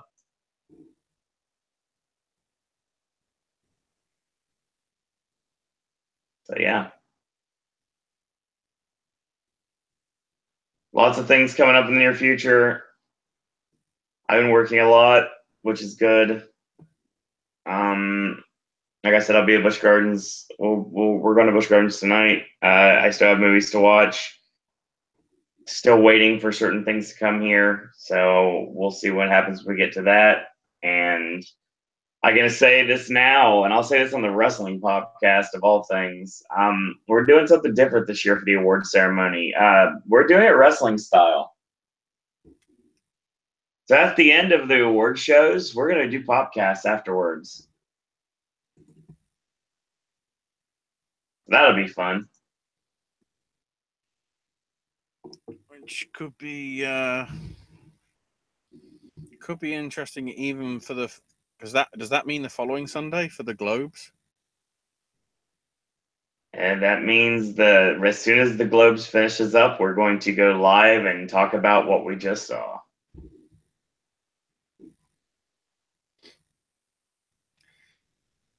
The best bit with that is if I get the same feed as last year.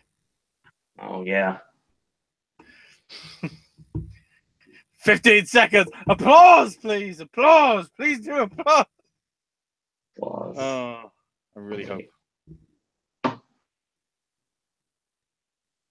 And we actually finished. Well, we're still. This is technically your video for the 27th. So. Yeah, we started it then. Yep. Just get archive slightly after then. So be it. Right. Because I gotta go to bed. Because I gotta be up to work 10 to 3 tomorrow, and then like I said, Busch Gardens, and then I gotta get up on Friday and do a Disney day with a longtime listener of this network by the name of James. Saturday, I'm not sure what's going on yet. Might go back to Disney, might stay here, do surveys, might go to SAC. We'll see what happens with that. I got running to do in the meantime, back to work on Sunday. And then, like I said, we're back here between 9 and 10 a.m. on Sunday morning for our Golden Globes prediction podcast. We are doing Critics' Choice. A lot of a lot of people were really upset that we didn't do Critics' Choice. So we're going to do Critics' Choice. We're doing the guilds. And we are waiting until the DGAs are officially out before we do our predictions for everything. And we discussed that pretty much today. So that's something a better mention as well, wrestling wise. If you've got enough money and you can stay refreshing for enough. The PWG tickets for Mystery Vortex go on sale Tuesday at 8 p.m. Pacific time, which is 11 Eastern. So basically, after 205 Live's finished, if you watch it via the East Coast. There you go.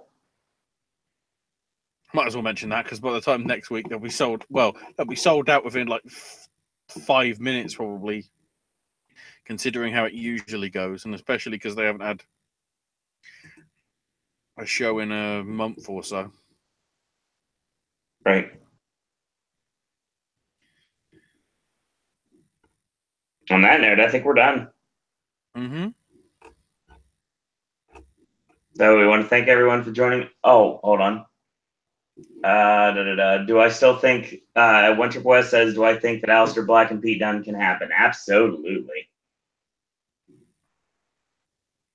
No deals for both. Well, you know, he's European. Get away with it that way. Very true.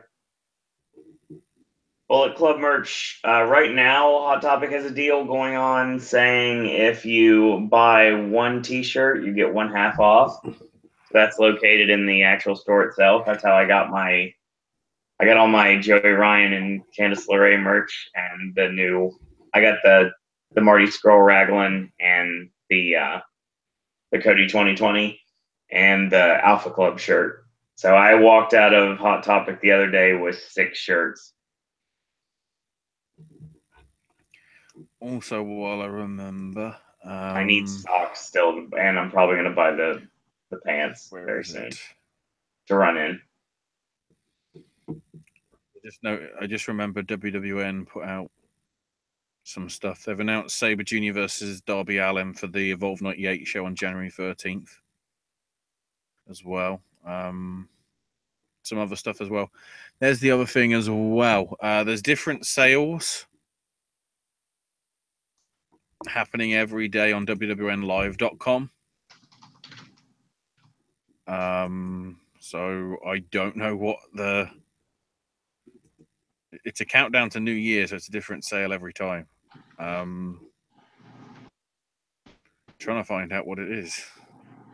Please tell me. The email for last time was free mystery gift with any order over $10, which obviously doesn't include iPay-per-views and VODs and whatever. I don't see what the offer is. That's handy. Thanks, WWN Live, for leaving it as a mystery. I've actually got to go to the main page and see if they've updated it because it's after midnight. Oh, and of course the computer's loading slow. Oh, that's the other thing we didn't mention.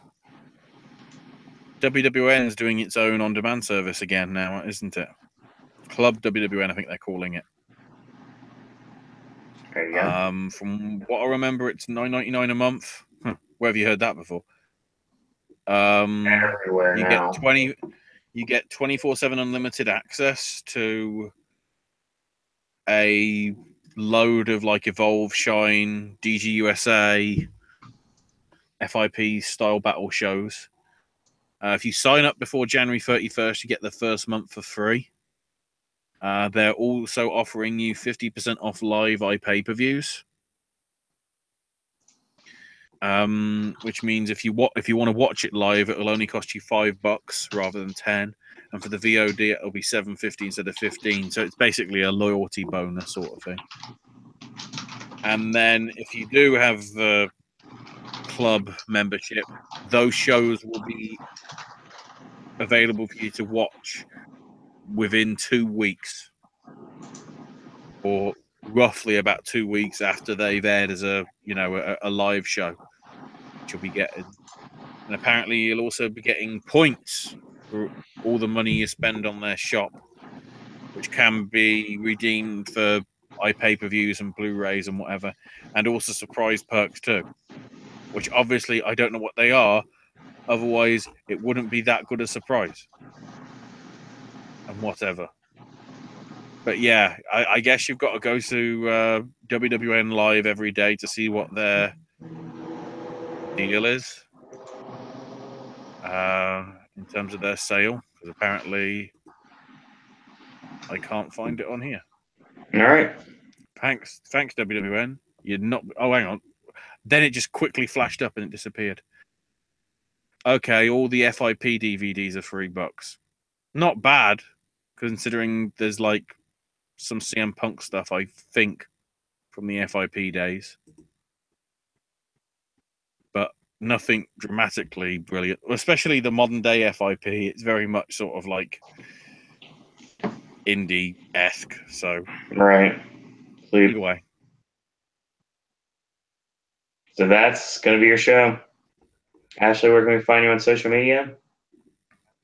I am on Twitter at AshIsMyNameUK. All right. So we ran down the schedule there. Keep checking here on Popcast Network every single day here for brand new content.